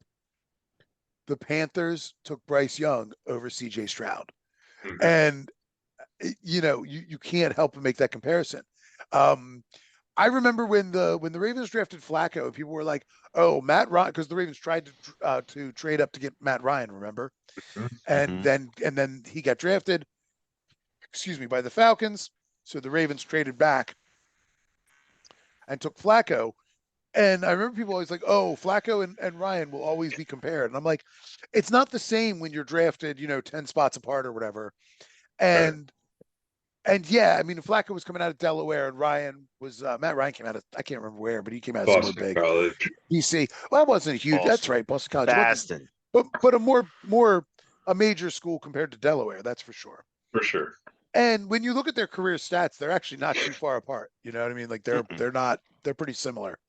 I mean, Brian's always had a lot more weapons than Flacco ever had. Yeah, he always had more yards than Flacco. But I mean, the numbers by and large are pretty similar. And and again, if you say, like, if draft position matters, the numbers are pretty similar, and the difference is made up by the draft position. That makes perfect sense, because Ryan was 1 overall. I don't think he was 1 overall. I don't know. 3. He was a top 10 for sure. I think top 5 even, but I don't think he was number 1 overall. I don't remember who was that year though. He wasn't number 1. Round 1, pick 3. Tree. He was number 3. Yeah, pick 3. I was just looking it up. He went after Chris Long and before Darren McFadden. Interesting. And then the Ravens. Took Flacco at 18. Sorry. It's wild when you go back and look at who some of these players are, like, and how many of them are just not playing anymore. Sure. Yeah, I love going back and actually flipping through the old drafts. It's always, I always like to see, like, who we could have had, the guys that were available. I just saw Rashard Mendenhall was drafted that year. Like that's mind blowing because for some reason I thought he played longer than that. Like Well, that's really not that long. if you Like he recall, only played though, 6 or 7 years. if you recall, Mendenhall left on his own, not because he was unwanted. He left, after Bin Laden was killed. Mendenhall was one of the few people who was actually a human fucking being about things, and he went out and he tweeted, or I can't remember. I guess it would have been tweeting at the time. I can't remember, but he made a statement. He's like all these people. Like he's like, I'm kind of disgusted by all the people with the bloodlust about like celebrating this like it's an awesome thing that they killed this guy, and like he should have been brought back to face trial, number one, and then number two, like I don't care what kind of monster it was, we shouldn't be celebrating we shouldn't be celebrating the murder of any human being. Like, like that's a sickness in our society. He said something, he didn't say that, but he was like, it's kind of sick to me that anybody is celebrating the murder of a human being, and he should have been brought back for trial. And I was like, dude, absolutely. I feel like I'm taking crazy pills because I'm like, I'm not celebrating that we got Bin Laden, especially when we come to find out like dude was like on dialysis, just like living in a house, the whole time, like because he couldn't leave because he was on dialysis, for crying out loud. You're just like you killed a sickly, doddering old man that should have stood trial. You know what I mean? Like it's completely unnecessary. So I mean, I respected him for like taking the humanitarian stand that like celebrating murder, no matter how bad the guy is not good. It's like a sickness in our society. And then he I think he got so much backlash because everybody was like, no, dude, like we absolutely should have fucking waxed this guy. And it's like, dude, I mean, no, it's like a silly hill to die on, for if you ask me. But well, I he's know a very because compassionate guy. I get it. but you're full of bloodlust. So I mean, I get that. I mean, I know who you are. You are like you're a kill 'em all kind of guy, and it's like, yeah, but that's like an absolutely inhuman position. And I mean, like whatever. I mean, I know that's who you are, and that's fine. No, it's You not. absolutely, yes, you absolutely are. I'm all about peace. No, you're not. Yes, I am. Maybe Yeah, getting a piece, but that's about it. no, you're not. Yeah. No, you are after 9/11, you're like, we'll put a boot in your ass. It's the American. That's you. And that's fine. After 9/11, of course. Yeah. I mean, I wanted to fight back. Who wouldn't? Well, Mendenhall just went on to make Ballers instead. Yeah, I mean, but that was the thing, though. I think he got. I don't want to say he got blacklisted or anything, but he got a little low key blacklisted, and I think he got a lot of pushback. I think he got a lot of shit, and I think he was just like, you know what, fuck all y'all. Like I don't need this. Like I'm fine. Like Right. I've played long enough. I've made enough money. I'm fine. It sucks. It's hurting my body. Like it sucks. I think so. He walked away. He went to the Cardinals for that 1 year and then left. I think. What's he got to do with these games again? I forgot. I was just we were. He was drafted in 08. Ryan. Yeah, he was drafted in the same year as Matt Ryan and Flacco. So it was like it was a surprise to me that he, like, I thought he was drafted before that. Like if you had said 2003, I would have believed you. You know what I mean? Like that's more where I was kind of coming from with him. Of course, the other thing to remember, Garrett, is that 2008 seems like it was yesterday, but it was 15 years ago. So that Oh my God. Yes, but Flacco's still like going, I'll play. Like, I mean, so that's kind of where it's like coming from a little bit. Quarterback and center are like the two positions you can do, and kicker. They're the three positions you can do that. Like, you're a good long snapper, you can play till you're 50. You know what I mean? Like, for sure. Well, because I mean, you really you got to block a guy, 5 times a game. You're fine. Yep. That's it. And the long snapper is never very big. They're always like, I can slow a guy down, sure. Anyway, so yeah, you're not allowed to jump on top of them, are you? Isn't that a rule? Yeah, that's a rule. It is now. So, yeah. And part of that is because like long snappers are not 340-pound centers like every other center or whatever. They're use them as a little stool. Yeah, stepping stool. It's a really it's a interestingly skilled position, the long snapper. Anyway. Oh yeah, very much so. Very much. I mean, so. it really is. 'Cause, like if it wasn't, every really center would just do it. Yeah. Oh yeah. Oh yeah. Very much in demand. Yeah. All right. Let's see. So the Panthers suck. Gardner Minshew played like terribly. I was just saying about as bad as you'll ever see him play, and gets the win. The Colts defense looks like the best defense that's ever walked the field, walked the earth, Yes, despite being pretty mediocre. Bryce Young, terrible. That's the end of that. it was an ugly game. It was yeah, unpleasant to watch. I put it on for a minute because I didn't have the I couldn't get the Cowboys Eagles game for some reason. It was blacked out in my area until I figured out how to make it play. So for a while, I was switching back and forth between the Giants Raiders and the Colts Panthers, and I was just like, God, this sucks. This sucks. So then I decided to pick crabs for a couple hours, and then I figured, and then while I was picking crabs, that's enough of the sex talk in this freaking episode. I swear. So then, as I was picking crabs, I jabbed myself in the thumb and started bleeding pretty profusely. So I was like, okay, well, I can't pick crabs anymore. Let's see if I can figure out this Cowboys Eagles thing, and then I did. So nice. All right. Yeah, I had a crab feast at the house on Saturday for my birthday. I saw pics. It looked great. It was fun. Really great. It was a good time. Where'd you get the crabs? At West Coast Seafood in Gainesville. Did you get them like West Coast Seafood yourself, steam them? Hold on, West Coast Seafood on the east side of Gainesville, which is pretty funny. Ooh, nice. Yeah, I got them. I picked up a bushel, and there were not one male in that whole bushel. And they're supposed to be a bushel mixed, but that's okay. It was all females. I don't care. They all taste the same to me. Yeah, me too.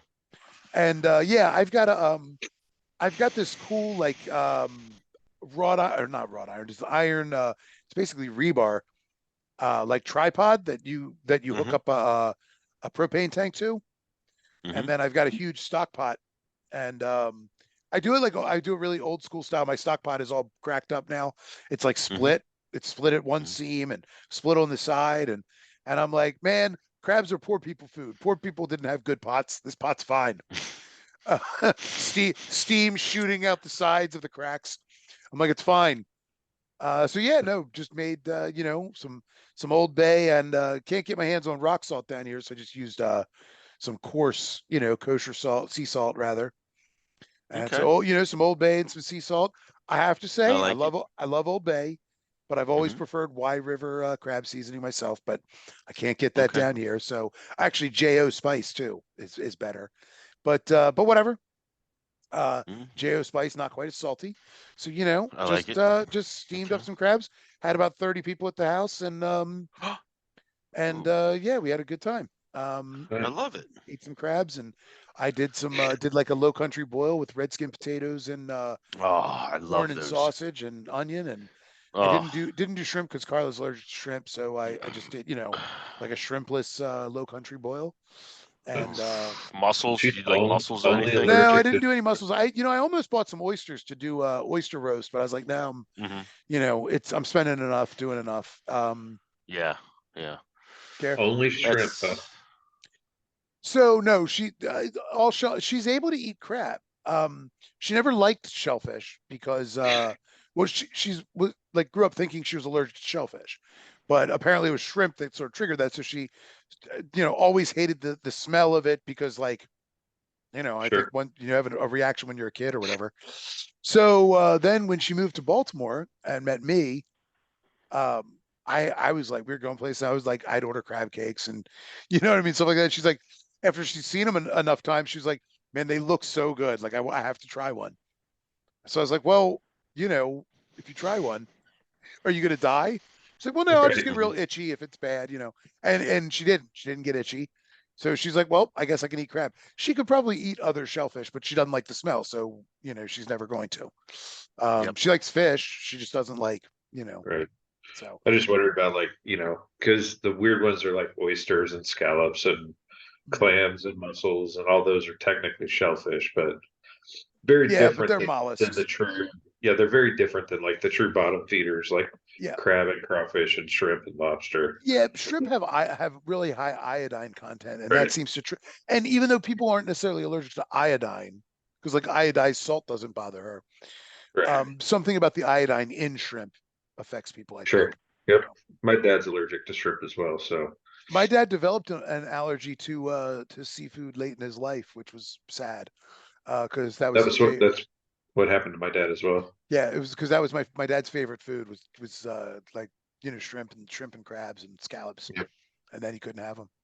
My dad was able to eat a scallop recently, so Yeah. it didn't bother him at all. So maybe he's more of a true shellfish versus the mollusk, like you were talking about. Yeah, I mean, I think that usually what happens is people are like, "Oh, I'm allergic to shellfish," then they just stop all of it because the risk is so Right. great. When Yep. yeah, there's probably a lot of wiggle room there. It Yeah, doesn't for make much sure. sense that you would be allergic to oysters and scallops. They are very different. Or shrimp and scallops. They're very different. Sorry, I didn't mean Yeah. oysters. I meant like shrimp Yeah, and scallops, or lobster and scallop. They are fundamentally, for sure. completely Yep. different. But yeah, I almost got some oysters, but they were a little expensive, and I was already buying the crabs, so I was like, wow. But yeah, no, it was a good time. Good times. Right. Except for the one kid that I set up cornhole boards outside, and one of the kids walked right up on the cornhole board and jumped on it and cracked it in half. And Oh, I'm what a like, punk. I am embarrassed to say, like, I bought them I just bought them. I bought them. I was like, oh, I'm going to put some games out there for the kids. I'm going to put some cornhole out there and maybe the adults or whatever. And like, as soon as the party started, walked right out there, stood on it, and then jumped. And I'm like, what are you doing? You've got to be kidding me. It's brand new. What'd the parent do? Nothing. No. Parent didn't see. I didn't see. Somebody came up and Oh, told okay. me. Somebody I told me. They were got you. like, hey, that girl over there just broke your cornhole board. She just walked up on it and jumped on it. And I'm like, all right, man. Like, what am I going to do? I mean, Kick the kid's ass. yeah, what are you going to do? What No, are you I'm going to do? just I kidding. mean, it's, I know, but it sucks, but what are you going to do? You give that parent a look and say, "Look, jerk, Mm-hmm. Kick his ass, sea bass. kick his ass, Seabass." No, I'm not going to get into it, but I I know that. Let me just say, I know the parents' financial situation and life situation, and I would not. Sure. It's fine. You're not gonna make a big scene out of it. Yeah. I can eat the cost better than they can, and so I'm not. It's fine. Sure. Um. Anyway. Let's see. So since we talked about Bryce Young, let's talk about my boy CJ Stroud in What a year. what What a probably year. was the best game of the week. Yeah. I would agree. It was a great game for sure. I mean, I have to say, No like, defense, but yes. no defense, but like, but all that stuff, like the thing that I thought was amazing was that, okay, yeah, sure. Stroud had an amazing game before Wow. the last drive. That was an Sure. amazing game. Yep. But to take a rookie quarterback, Tampa Bay just driven down the field, scored go-ahead touchdown. I mean, and a big one, like a 5-point lead. Yeah. It was huge. Yeah. And Baker played great. I thought Mayfield Baker the cake maker or whatever. Baker the cake maker. Looked great. It was a great game for him. Yeah. But then to give this win and Houston got the ball back with what? Like 150 to go? 39 seconds. It was 39 yeah, it was even less. seconds. I'd say it wasn't much time. I couldn't remember. It was not a lot. Yeah. 39 seconds, and he drove them the length of the field and scored. And they had what? Did they have one timeout or none?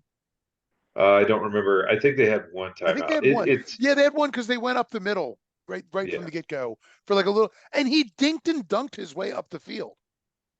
Yeah, he handled the whole thing great. And the two passes to Tank Dell, the last two passes were both like not even the touchdown. The touchdown was fine, but the one prior to that was I mean, kudos to Dell, kudos to Stroud. Like perfect placement, got his feet down.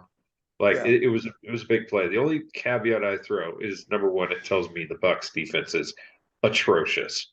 Yeah. Like that's part of it. But also when you look at the running game, it's non-existent for Houston. So it all has to flow through him. And they better fix that or else he's gonna end up either burning out or getting hurt. Yeah. What is it? Damian Harris? No, David Pierce. Pierce didn't play this week. He was hurt, so Singletary did, and he's 2 terrible. yards of carry. But Pierce has been good so far this season. He's been fine. So yeah, there's nobody behind him. I mean, and again, Devin Singletary is fine as your number 2. He's fine. Sure. He's just not a guy who can carry the load. So yeah, I wouldn't say. I mean, I wouldn't say that running game is awful. It just was this week, because Pierce was out. But yeah, very impressive. The poise, I mean, just very impressive. And again, I mean, I actually feel pretty bad for the Bucks because that was a hell of a comeback. Baker led a hell of a comeback. Offensively, they played great. Yeah. Like, I mean, they really did. They played really well, but their defense could not stop anything. Now, look at the receiving for the Texans. My God. Yeah, 3 receivers. When Nico Collins is your 4th best receiver of the day with under 100 yards and a touchdown. Tank Dell is really, I think, has sort of supplanted him. He's moved up for sure. He looks good. Yeah, he does. I mean, and again, he's, also a rookie developing as they go.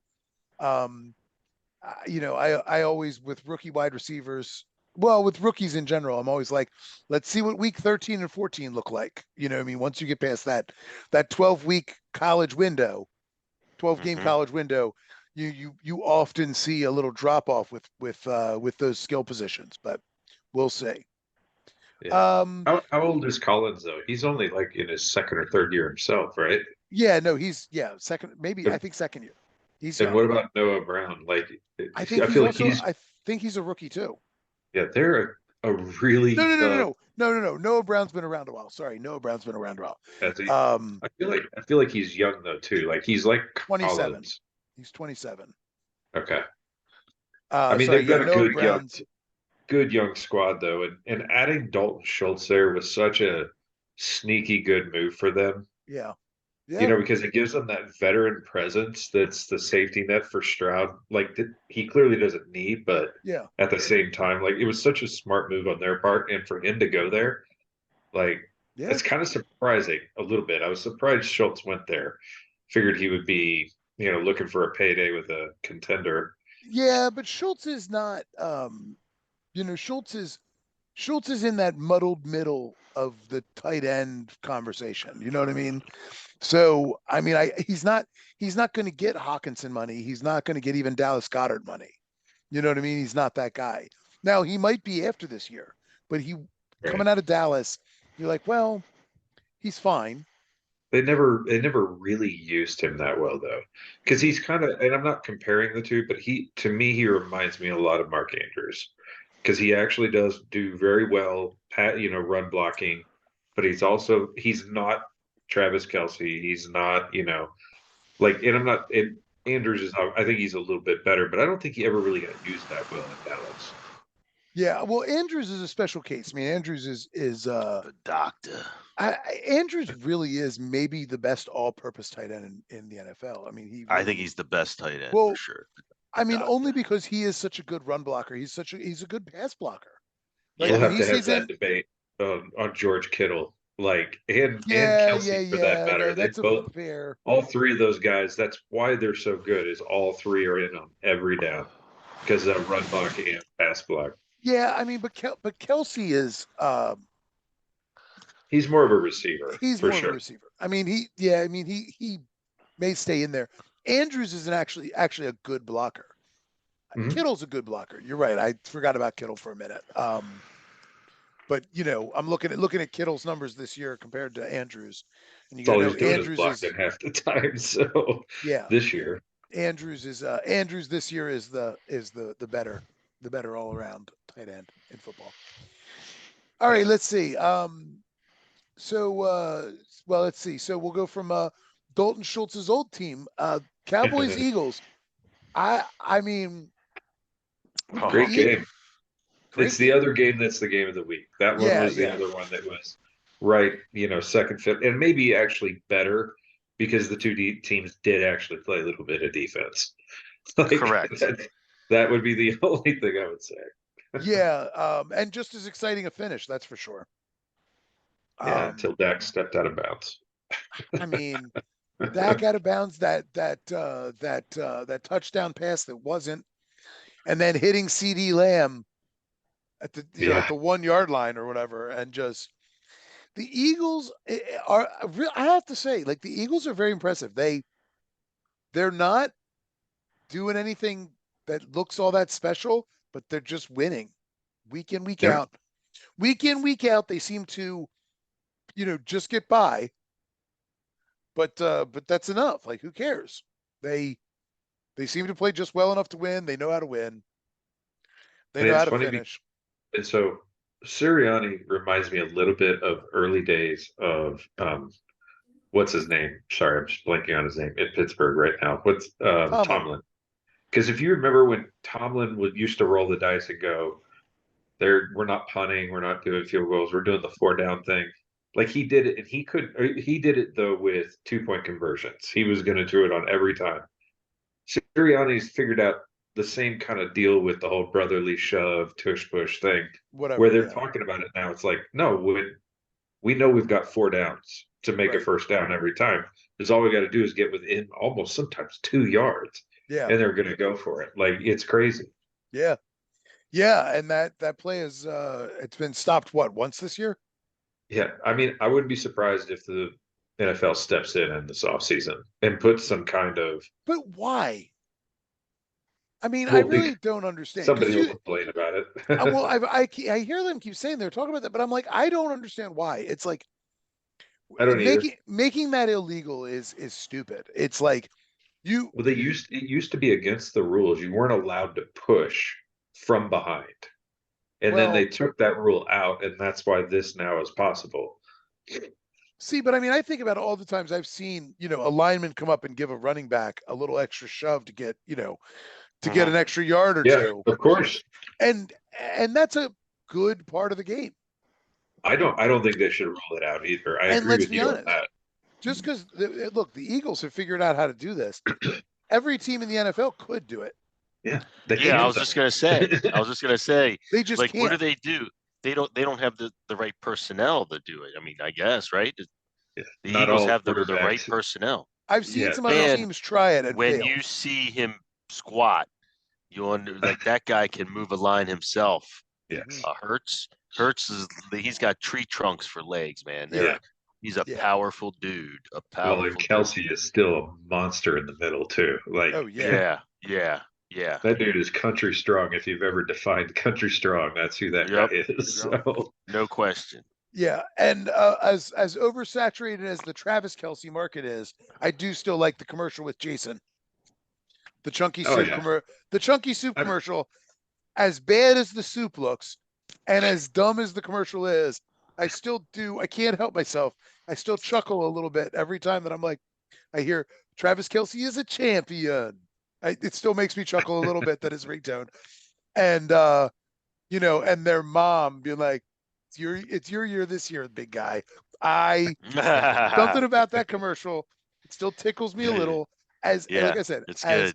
As dumb as all the Travis Kelce commercials are, and as oversaturated as the market is, that one with Jason Kelce, I like. I can't wait for him to be a sports announcer, to be quite honest. Like, he's, every time he has post-game interviews, like, I don't know if you guys watch the Thursday night, like, post-game stuff that often, but, like, Thursday night, hands down, has the best commentary team for the game, and then the pre and post game team. Like, I wish that could just be what you get to watch every Sunday, Monday, like Thursday. Richard Sherman and Andrew Whitworth and Fitzpatrick and Tony Gonzalez. Yeah. Fitzpatrick is like, he's a natural for this. Like, he's so charismatic and entertaining, but also very smart with his analysis. Whitworth, I mean, really, the whole panel is. They're all. No, Whitworth is surprisingly good. Yeah. Mm-hmm. Well, he's the counterpoint to Fitzpatrick's kind of whimsical version, but he's kind of the more, making more sarcastic jokes, but he's kind of, I don't know. It's just a good balance between the crew. Yeah, he brings a little levity, and then Richard Sherman is just how can you not love Richard Sherman? Richard Sherman's angry at everybody all the time. I love him. I absolutely love him. Like, I mean, he is the best. How can you not like him? He is. He's so fantastic because he just, like, every word out of his mouth, you're just like, man, he wants to be out there so bad. Oh yeah. You know He's what I not mean? a- I You're just right. love that. I love that. Like, yeah, he's Yeah, angry at everybody. He's angry at everybody because he's like, I could do this better. Even now, like Uh-huh. I know I could. I Like think you're it is. spot on with that because the whole crew up there, they all seem very comfortable in retirement except for him. Yeah, Like, yeah. I don't love Tony Gonzalez, but yeah, no, he's fine. But he's fine. he's my least favorite of the Yeah. group. But yeah, no, Sherman, I mean, Richard Sherman just is Sherman is like the wild card, the way that Shaq is the wild card on Inside the NBA. Like you know what I mean? Like you just like Shaq will say I'm sorry. Shaq and Barkley are both the wild card. It's hard to really actually pick which one is. But I mean, because they both are. Like Shaq will say anything. That's Richard and Tony, to be quite honest. Because Tony's the guy that keeps except bringing up Tony's his not as daughter. entertaining. He keeps bringing up his daughter and Taylor Swift. Like that's his way of trying to be relevant and cool. And that's why I'm with you. He's not quite got the same deal as the rest of the crew. They need one more charismatic guy up there, and Gonzalez ain't it. He's fine. I mean, yeah, he's fine. But there's got to be. Where's Marshawn? Oh my God! Like, I don't know that I could see him on a panel, but at the same time, he is so entertaining. Well, Like, but see, I like Marshawn on a panel because he doesn't have to carry it. Because he is so entertaining. He could just be. Oh, I don't know, man. He's great. Did you guys see the last? It was like a few weeks back. They were in Buffalo, and the whole crowd is chanting at Ryan Fitzpatrick to take his shirt off. Like, and he ends up stripping down and taking his shirt. I'm like, they couldn't do that on CBS. Like, they couldn't do that on Fox or any of the stuff. It's like, it's so cool. No, and sorry. So speaking of CBS, Tony Romo and Jim Nantz had the Ravens game this week. Oof. And I used to really like Tony Romo because I used to think he was kind of charming, kind of funny, not like CBS charming and funny, not not ESPN or NFL Network charming and funny.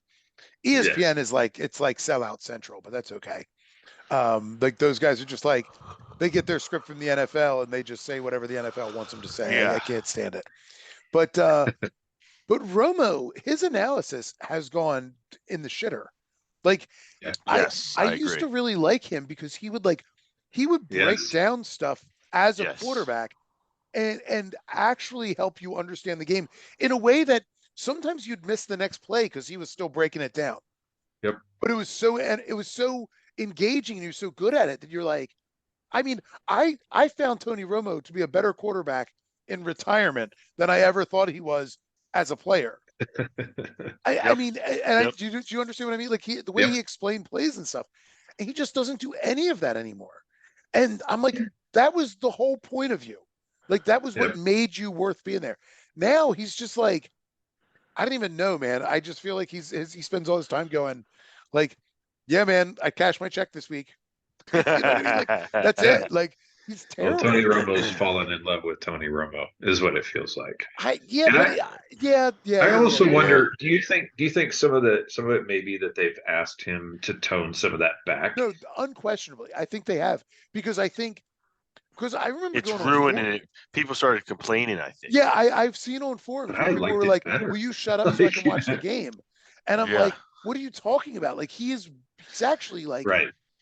Like look, maybe that's just for people who really like the game and not maybe it's not. It's kind of like watching a movie with someone and they go like, all right, watch this. This is going to happen.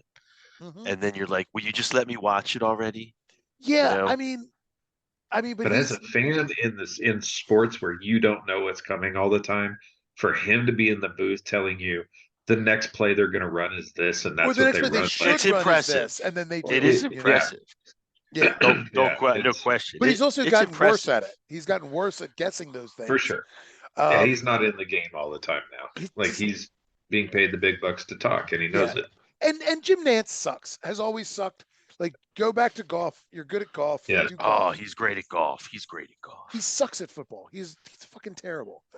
He might as well be Joe Buck. Hey, no. I see your Jim Nance and raise you Mike Tirico Oh my because God, no, Mike Tirico. Mike Tirico, I sorry, I've come Mike around on Tirico Buck.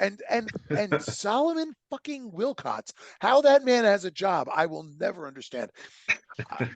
Solomon Wilcots gets a Ravens game, and I'm like, oh, fun. I get to hear him all day long calling Rashad Flowers, and Zay Beckham Jr. and and Odell Mitchell because he does not remember a single player's name. That's Like, Mike Tirico. He drives me crazy with that. I know. But like Wilcots is supposed to be the color guy who's supposed to be the guy who knows football. Tirico is an empty suit. And like I can tolerate look, I could tolerate Jim Nance when Tony Romo was really engaging because Jim Nance is an empty suit. He's just the dulcet tones of Jim Nance. That's all he's supposed to be. He's got the voice, and that's fine. I want him to call it like a golf game. And Dak Prescott steps behind center. Prescott. It's just real, like Prescott real soft and quiet. Like, be amazing. Prescott to CeeDee Lamb. It's an 18-year-old. Yeah. So I've come fully around beautiful pass. Exactly. I've come fully around on Joe Buck. Like I used to feel the same way as you did about him. And it was on one Lebretard was interviewing him or somebody was interviewing him and they were talking about a snippet from his book and the fact that there was a play in the last 2 minutes of a half. I don't remember if it was first or second. And he had to take a leak and they were on a 30-second timeout. He kicked everyone out of the booth, started taking a leak. The play came back and he called the play-by-play while taking a whiz in the booth. Like I went, okay, this dude is a pro. Like there's a whole different, like to be able to do that. I never thought Buck wasn't a pro. I just think he sucks at football. Yeah, but his personality, if you ever talk to him, I get what you mean. Like he's a better baseball guy than he's football. A better baseball guy. Yeah. I think part of what would make him better is having a better guy than Aikman paired with him. Because I don't think Aikman. Aikman brings nothing. No, he's not I'm not a big Aikman. He doesn't even bring charisma. So I'm not sure why he's been on air for fucking 20 years. Like because he brings nothing. They just love each other. So get rid of Aikman and bring in Peyton Manning and the whole thing changed. Bring in Marshawn. No, I didn't want to listen to Marshawn for all game long. That's like snippets is great. He's Will Ferrell to me. I only want to watch him in pieces of a movie, not the whole movie around him most of the time. Yeah. No. I'm joking. I just Marshawn and Joe Buck would be too much chaos for anybody to deal with. It would be. Joe Buck wouldn't know what to do with himself. Like he would not know what to do. His TV show on HBO that got canceled very quickly because Artie Lang went sideways on him. Yeah, not a chance. Not a chance, dickhead. Yeah. Not a chance, dickhead. Unless that I don't give a shit. Going to the red light district in 10 minutes. We would be there, if you didn't have to talk about hookers for half an hour. No, you've been rambling for 20 minutes. We haven't even been on football for 20 minutes. That's all we're talking is football. All right, so these games. So are the Ravens the best team in the NFL right now? Oof, they're close. I mean, they're definitely in the conversation. I mean, we're going to come across as biased.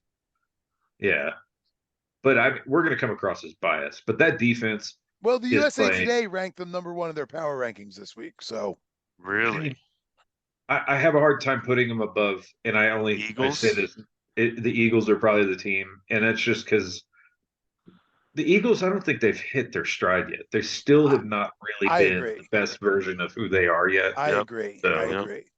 And Hurts is hurt. So, right, exactly. So I do think we're in the competition, and it's trending to an all-bird Super Bowl. I think the biggest thing, the reason the Ravens are so impressive is because they've had two NFC division leaders come into Baltimore, and they have stomped the dog shit. They have just beat them down. Never even close. Like the whole game felt from the first snap felt like we had it in hand. And I think the other thing is Gus looks good. Justice Hill looks like Justice Hill. Yep. Which is, like it's a good compliment.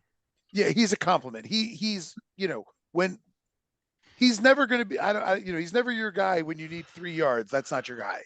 No. But he's he's good out of the backfield. He's good in the flat. He runs the ball all right. He's fine. He's got some good speed. But then Keaton Mitchell, holy Oh man, cow, he looks great. He looks great.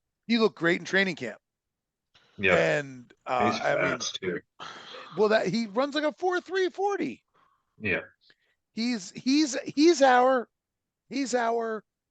Secret weapon. a chain. What was the guy's Oh name? yeah. And now he's back and healthy. Man, the burst that he got through the line was like, now granted, nobody's seen him. You know what I Correct. mean? So there's no tape. I mean, that's how these things go. And it's But the same thing as you said earlier. It's about when he got the ball as well. Yes, of course. Because that big run that he got was like, wasn't that in the third quarter, late in the third quarter? Well, the first one was in the third quarter. That first big run was in the third quarter. Yeah. And the game was well in hand, but it wasn't out of reach yet. Sure. And that his touchdown run was the one that was what made it out of reach. Yeah. And I was glad to see Odell get his touchdown on his birthday. And yeah, I saw some people saying like Odell hasn't lived up to his contract. Well, yeah, he's been hurt and he's been coming back. He looked good in this game. he looked good. Honestly, in this I game. don't. Go ahead, Mike. No, go ahead because I was going to say something else. I was just going to say, like, the thing with Odell, we've talked about it in the past, though. Like, the number of holding and pass interference calls against him. Like, I don't like if you don't watch the games and purely look at the stats, you can make that claim. But if you watch the games, he's taking their main guy, which is why Zay Flowers has been a monster. Right. Like, that's going to have to balance out as the season goes along, which means both of them are going to be open on some plays and not on others. So do you guys realize? And I think I saw this when we were going through the games. Like if you take out, well, obviously Mark Andrews is our number one receiver on this team. I'm not sure how obvious that is. I mean, he and Zay. I mean, probably, but like he and Zay like have got to be close in total catches at this point. I mean, I'm looking at 45 receptions for Zay this season for 472 and 1 touchdown. Okay. I don't know what Mark Andrews has, to be honest with you. I mean, Andrews is definitely more of a red zone guy, that's for sure. He had 9 catches. Yeah, I would. Yeah.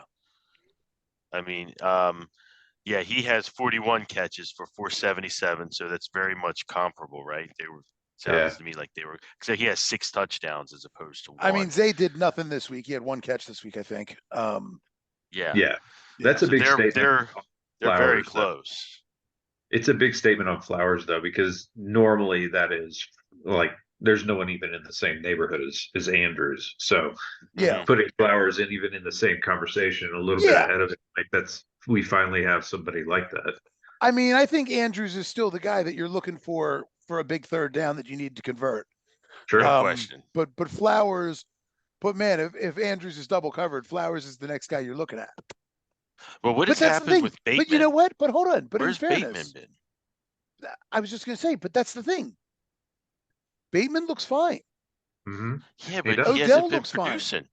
He had 3 catches this week. I mean, they were spread around between everybody but Andrews. Everybody else was the same almost. Yeah. Odell had 5. But I mean, Mike, had 4. 8 different guys caught passes this week. No, I get it. I get mean, it, but if I'm looking at Bateman, when was he here? 2 years ago. When did we get Bateman? Yeah, well, he was the only guy we had last year, like before he got hurt. Yeah. And now he's got 2 guys in front of him, not including Andrews. Right. So he's only going to have Bateman's the number 2. Catches. He's the number 2 technically. It's Odell, Bateman, Zay Flowers. Well, Flowers is working out of the slot. Yeah, I don't care what you say. He ain't the number 2. Well, we all know, but I mean, but Flowers is working out of the slot. He's not really lining up wide. Yeah, I mean, when you think about it, I mean, honestly, if I think about it like this, where you got Andrews taking the most of the action, then you've got, like you said, Zay. This guy's literally probably 3rd choice, and he's getting his numbers probably look like that of a third option. Yeah. He's really the 4th, technically. I mean, if you think about it, Like he's like the fourth option, and then you still have a guy like Aguilar sitting behind him. So yeah, I mean, we've and you've got got depth for the first time in and you've got a really long time. Oh, we've got a Duvernay. lot. You've Yeah. got Duvernay to go in to change things up. You've got Isaiah Likely. Likely. He had a good You game know, too. I mean, Yeah, even Charlie yeah. Kohler is there if you need to like really, he's coming in. He hasn't caught a lot of passes, but I've seen him coming in a lot. I like he's Charlie Kohler. You always like the guys no one's ever heard of. I know. Yeah, he's great. Well, I mean, I like him. He's got Chuck Caller. no, Thanks, no, Chuck. I think he's a good he's a good tight end. Yeah, I mean, he had a hell of a game. He did. I mean, we're going to lose. We're probably going to lose Likely at some point. And Kolar is the guy that will be able to keep on the cheap, and he's a no dip in talent. I was going to say the Frenchman is my guy. Yeah, I think the Frenchman would be the best. Duvernay. Yeah, I like Duvernay. I mean, I'm just looking at it, and I had forgotten about this. Like, yeah, of course, when you look at the score, we handled this from start to finish. We didn't score until the second quarter. I know. Like, so I mean, number one, that's holy crap. We scored a lot of points in 3 quarters, but also, all right, what took us so long to get going? And I do think more of that's just credit to Seattle's. They were probably had a good scheme coming in, and we figured out a way around it. Yep. Yeah. I mean, and Lamar had a great day. I mean, his numbers don't look. I mean, it's one of those things. Threw for 187 yards. He was 21 to 26. I mean, he missed 5 passes. And of those 5, those 5, he had 1 bad pass. Yeah. And he looked good scrambling too. Yeah, he looked really good scrambling. Really good scrambling. And again, back to Keaton Mitchell. Yeah. Man, I mean, from 2 games of experience here, he looks like a real genuine, like a real sort of I don't know, a genuine kind of game changer that we can throw out there for a few plays. Now, I just want to throw this out. This is the crazy stat of the day to me. Like Justice Hill, excuse me. Justice Hill had 13 carries and led the team. Now, in fairness, most of that, he got a lot of those carries in the fourth quarter. Yes. Yeah. So he only averaged 3 yards a carry because he's just like, they're just running out the clock. But he got 13 carries. Gus, 5 carries, averages 10 yards a carry. Yeah. Lamar, 10 carries, averages 6 yards a carry. Keaton Mitchell has 9 carries, averages 15 yards a carry. I mean, it's great. Absolutely. We're back to the 2019 stats there. Crazy. We were just running everywhere. Everyone was running everything. And Lamar had 10 carries and didn't need to. Like, right.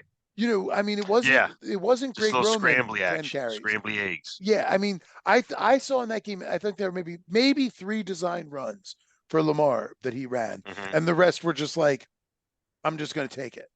Couldn't be happier. I mean, I do want to see they still need to work on that, like Lamar tendency to fumble. Like, look, I have never seen anybody in my life who holds an RPO or a dual run option as long as Lamar does. He puts the ball in a guy's chest and pulls it out after they are past him. I've never seen anybody sell it so thoroughly. And that is going to lead to the occasional fumble because if everything doesn't work flawlessly, you know what I mean? For sure. I want to come back to one thing Mike said a minute ago. And when you said that they're back to 2019 numbers, because I agree with you. We're getting back to the run is getting really good again. And the way it's getting there is because the pass finally is a real threat. Yes. Like this team is, if they need to beat you through the air, they will. Yeah. That's not how they want to. They want to beat you on the ground, but they will beat you through the air if that's what they have to do. It's just such a better. I see your hourglass. Go fuck yourself. We're almost there. Hey, we're almost there. And we're making the we'll run through the picks pretty quick. All right. One last game to talk about. I mean, 2 games to touch and 1 to talk. Yes. All right. Giants Raiders. The Giants. Good for the Raiders. Oh, Man, the Giants are good. And oh yeah, that's right. Tommy DeVito. Tommy DeVito. Yeah. Danny DeVito. Giants are done. Giants are done. Tommy DeVito. And Daniel Jones. I'm sorry. I feel bad for Daniel Jones. I do. I do too. I like him. I think he's a decent quarterback. I think he is. I do too.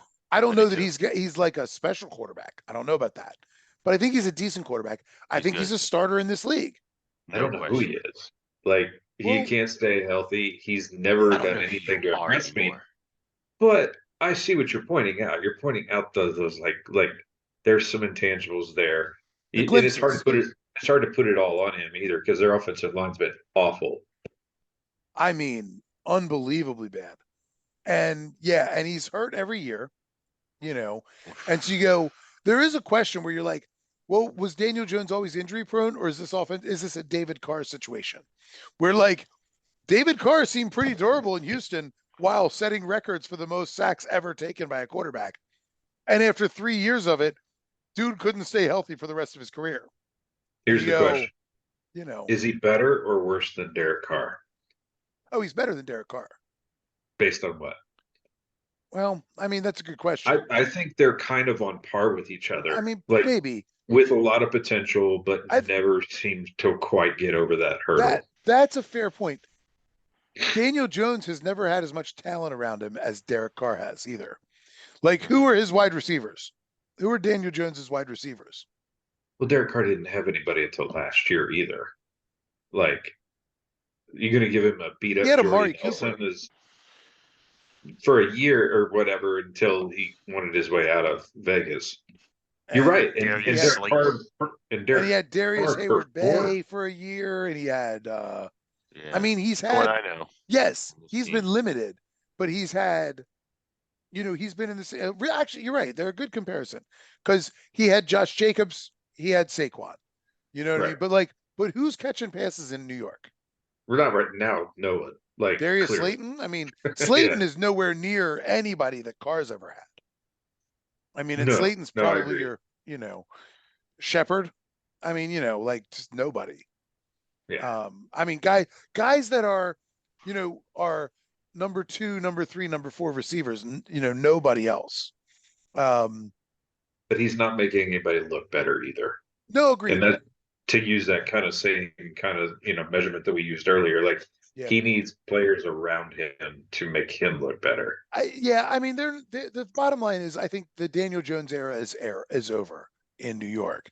And I am curious to see where he goes, because he'll go to a team that needs a quarterback. I mean, honestly, it'd be in Minnesota. Like, Minnesota is an interesting. That was what I was going to say. I mean, that's an interesting prospect. Captain Cousins is coming back. I don't think they're going to sign him. I don't think they're going to re-sign Cousins. I mean, they might. I guess stranger things have happened, but it seems unlikely. A little old with that injury. I wouldn't re-sign. The rumor is right now they're wanting to. So yeah, but that could also just be Captain Cousins. Yeah, I mean, we'll see. Bad timing to make a stance on that for sure. All right, so that's the Giants. They're terrible, and the Raiders. Good for the Raiders. Like, yeah, I mean, you know, how many times have we seen this where a dickhead coach gets fired, and they bring in the team cheerleader that everybody loves because he's players coach, and then they come out they. Have you seen the report of what went down over there? About what? No, I agree with what you're saying. He can't assess it based on that first week. Yeah. Jeff Saturday is the exact example to use on that, because we'll see what happens the rest of the season. But did you see the reports of what they had, like an all-team meeting? And when Pierce was like talking about like, and the Giants competitive, and McDaniels got pissed off. And he got pissed off because he was talking about the Patriots. It's like, that was when I heard that, I'm like, well, of course the team wanted him out of there. Like, why wouldn't they? Because he's a petty little baby. Mike, do you know what he's talking about? I heard about the meeting they had, but I didn't know what they were talking about. So in the meeting, Pierce, who was what was he? Was he playing for the Giants at the time? Yeah, he played for the Giants. Well, I couldn't remember if he was playing or if he was a coach already. So he was playing for the Giants. You know, when the Giants beat the Patriots in the Super Bowl, and he was basically, they had like a team meeting, and Pierce was like talking about overcoming odds, and like you just stick in there, And so he was talking about, being on the Giants and beating the undefeated Patriots. Mm-hmm. And McDaniels got pissed off because he was the O coordinator for the Patriots that year. Yep. So my God. McDaniels got all pissy about it because he was like, he thought he was and being the players all trashed McDaniel. Yeah. Like so when they were asking him what he thought, then no one liked him. Yeah. Well, because he's he Belichick. lost the locker room. He's trying to be Belichick. Yeah. And nobody likes Belichick. He'll never get another head coaching job. No, I don't think so. He is okay. So here's your next debate, just for fun: Mangini or McDaniel, who's worse? Well, listen to this. The best part of all of it is they got these juiced up guaranteed contracts. So he's laughing all the way to the bank. He was making like $10 million a year, and it cost Davis $85 million to let go of him and the GM. Yep. And did they ever have to pay Chucky, or did they not have to pay him? Because he had $100 million contract when they fired him. I feel like they negotiated a kind of an agreement. I know he's suing the because league. He was fired for cause. Okay, so there's that big he was lawsuit released. that's He was going on released right because now. the NFL was pressuring them to release. Right. So I think they had leverage that was different in that case. Right. They're all about to get hammered. Like, hey, we'll release all these internal messages that you've sent. You racist piece of shit cracker, and you'll never get a broadcasting job again. Because as soon as we release this shit, he's in the NFL. He's working for a team right now. That's what I said. And he didn't say anything racist. He said he said the F word. He said fag. No. It was also racist. As per the rumors that there were like some pretty racist internal messages. The media tried to. Well, you could say the media, but the media because he was calling them rubber lips, and they tried to say it was racist, but it wasn't. It was just something that they called people that lied all the time because your lips are flapping, and the media took it as something it wasn't. But there's now, with his lawsuit, the decision should be out now. By now, the court was coming down with the lawsuit saying that if he wins, then his lawsuit can go forward, and it's going to uncover a whole treasure trove of all the uncovered stuff that the investigation uncovered from like all these different people, including and it could cost, because in effect what they're saying is it was a personal thing that the commissioner Goodell did it personally and leaked everything intentionally, and that's what the whole thing. So because they hate each other. Those two fucking guys hate each other. To be clear, Goodell and him. To be clear, what he said was he did not call him rubber lips. He said DeMaurice Smith, who he called Dumb Boris Smith, has lips the size of Michelin tires.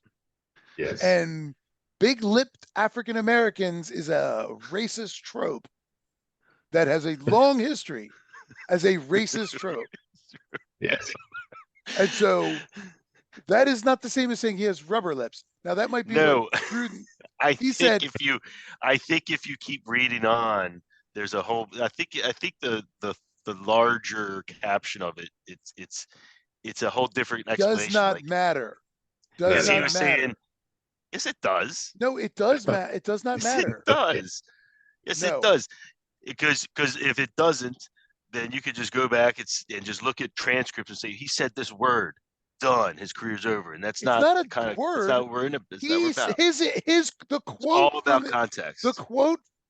Okay. I'm not sure that helps your argument in this situation. The whole quote is, "Dumb Boris Smith has lips the size of Michelin tires." He didn't say his lips are made of Michelin tires, which would support the your black guy who's in charge of the Players Association. Right. I'm going to describe in a very racist connotation. Yes. So yes, if you take it that way, yes. No, not if you take it that way. Those are the words, my dude. Those are the words. Because if before that quote, what the conversation is they were calling him, I think it was calling him rubber lips because he was saying he lies all the time. And then to add to that, he goes, man, he's rubber lips. His lips are so big. He's like a Michelin tires. Like he was just like adding on to the initial description of him talking to, I don't know who he was talking to, but it was in that framework. It had nothing to do with race. He was calling some rubber lips, and then he was just adding to the rubber lip comment. Okay. I mean, because listen, honestly, if you just stop for a second and think, okay, is this guy really racist? And then think about everything, like in his whole career, all of his relationships, it's quite obvious he's not. So he can. So why would we take, like, especially Because, something hold written on. No, we can't get or into this typed, conversation because you think you know? racism only Hold on. exists if a person like overtly says, "I hate black people." I'm Oh, gonna bridge the gap. I'm gonna bridge the gap in this unbalanced view. Okay, because this is what we're gonna. gapper. It's so, Mike, you're right. Context matters. In that context, it doesn't come across nearly in the same way when you isolate the statement. However, it does not change the fact that that statement is in fact No, I racist. agree with you. So And even all if he was had to do calling is him come out and rubber go, lipped, yeah, not what I meant. I apologize for this. I'm sure he did. No, he's defended himself. And that's why people continue to go at him. If I mean, he he would have come started out by and saying, been, "I no, no, went no, too no. far trying to insult Right. a guy." Exactly. Then you get what more did he say? forgiveness, and He it'll said, go "I away. went too far trying to insult a guy." Okay. Yeah, but I mean, but that's like an admission of guilt. Like, yeah, I shouldn't have gotten all racist with insulting a guy. Well, he just shouldn't have insulted the guy, regardless of anything. He probably just shouldn't have insulted. There you go. He didn't say I went too far by insulting a guy. He said, Yeah. I went too far trying to insult a guy. Oh, I got you. So like his intent was to insult him. I see what you. Oh, I and see what his he's mind saying. Yeah. went to a racist trope to do Right. so. That just is to try and throw the most hurtful thing at him that he possibly correct. Could. Yeah. He went for Exactly. the racism as his tactic. Yeah. And then was like, I don't have a racist blade in my body. And it's like, no, dude, you obviously do. Because like your tactic was racism. And then you're like, that's not necessarily true. No, it's 100% true. It's no, it's not. Because I know a lot of people that aren't at all racist, but when they're in the heat of a moment, they'll throw a racist thing at somebody just because it's the most because it thing exists within them. They have not not excised that from their system. It's still not there. necessarily. Mike's point is valid too, and that what he's saying is that if I'm just trying to hurt you in whatever way possible, it doesn't matter what color you are. I'm going to say, that's like, correct. If I think your beard's discolored and that's funny to me, like, and that's the most hurtful thing that would ever hurt you, like, that's where it's coming from. And I understand your point, Brian, but that Mike's point is valid too. If you're lashing out, you're going to lash out in a way that does the most damage. It doesn't mean like it's the true you. It just means you're just trying to throw the sharpest spear that you can pick up. No, you're I'm sorry, but you're both wrong about this. Because racism only exists. Okay. Racism exists as a power dynamic. Wonderful. Can we get back to football? I got Betty back time coming up. Bills Chargers. Bills Bengals. Bengals look great. I'm telling you, this is what I keep saying about the Bills. Yep. It's all on Josh Allen. It's too much to ask of him. Josh Allen to Stephon Diggs, and that's all there is. Well, one trick pony. I admit I was way wrong about way wrong about Justin Fields. I was wrong about the Packers. I was right about the Bills. This is a team that is a very good team because Josh Allen is one of the 3 or 4 best quarterbacks in the NFL. I mean, honestly, I think he's the only one who really is toe to toe with Mahomes. Lamar is outstanding. I would throw one asterisk next to the Bills, though, and that is you can't fully assess this team because of some of the key injuries they have on defense. Like, it has changed. Yes, I agree with everything you said about too much being on Josh Allen, but at the same time, they're not stopping teams anymore either. Matt, but that Milano is the guy. Yeah. Like and I'm sorry, then they're not one of the best teams in the NFL. If everything relies on one guy, who is, I'm sorry that you can't, like, they look like a pretty beatable team. Well, they also lost Tre'Davious White, so you can't discount that either. Right. They lost their stud corner, right? And then, or was he the safety? I think he's the safety. So, No, I mean, he's that's corner. us losing. Yeah, but I mean, that was us losing Reed and Lewis in the same season. Like, our defense isn't the same defense either. Like, it Sure. takes those pieces to make the rest of it go. I mean, agreed. But agreed. But the Bills just even early in the season, I was saying the same thing. I was saying this does not look like a team that is built to go deep in the playoffs, because if you stop Diggs, you beat the Bills. No question. Yeah. You know, and like, and I'm sorry, Gabe Davis, I have thought all along, I'm like, he's okay. He He disappears. disappears. Yeah. He will be a fine number 3. They need a number 2. Like, he's fine. But I don't know, man. He's kind of terrible. Well, I think they're wanting Kincaid to Kincaid. be Look that at guy. Kincaid. 10 catches. Yeah, wow. He's finally showing up. Yeah. I mean, and that's what they've been looking for. And maybe that's the thing that opens Gabe Davis up more. Maybe. I mean, he had 0 catches. That Who whole I game, was in. he barely Go even ahead, looked I'm at sorry. it as well. Yeah, go ahead, Mike. Well, he That's all I doesn't was gonna trust him. say. He doesn't trust him. Yeah. I was gonna say who I've been wrong about is the Bengals, man. These guys are gonna be dangerous. The Joe Bengals, who are Burrow's currently in last place in the AFC They're North. getting Isn't that crazy? healthy. They're getting healthy and across the board, and they're that team that is going to make a run deep or try to. Yeah. They got a lot of talent. I'm not sure there's a better pure passer in the NFL right now than Joe Burrow. Yeah. I mean, the touch that he puts on a ball is so pretty. I mean, he's just such a pretty passer. Yep. I mean, and my God, Jamar Chase, like, every time I look at him, I'm just like, how do you have a guy that is that big and strong and that fast? You know what I mean? Like, he's just, he's a specimen. Well, I mean, say Higgins, what you will about, like, well, yeah, his catch radius is ridiculous, but like, yeah, you know, it's like Devontae Adams is such a good receiver, but you're like, but he's not like, he doesn't manhandle guys. Like, he can be stopped by manhandling him. Who's going to manhandle Jamar Chase? I mean, he's tough. I mean, they're fun to watch. They are fun to watch, and the league is better with them being good. I mean, obviously, we don't cheer for him. One thing I want to say about our game, and it's only because I don't want there to be a week we don't talk about this dude. Holy shit! Pickup of the season has to be Kyle Van Noy. Like, oh my God, this dude is killing it. He's playing like he's still in his 20s. It is amazing that he was just on the trash heap. Yeah.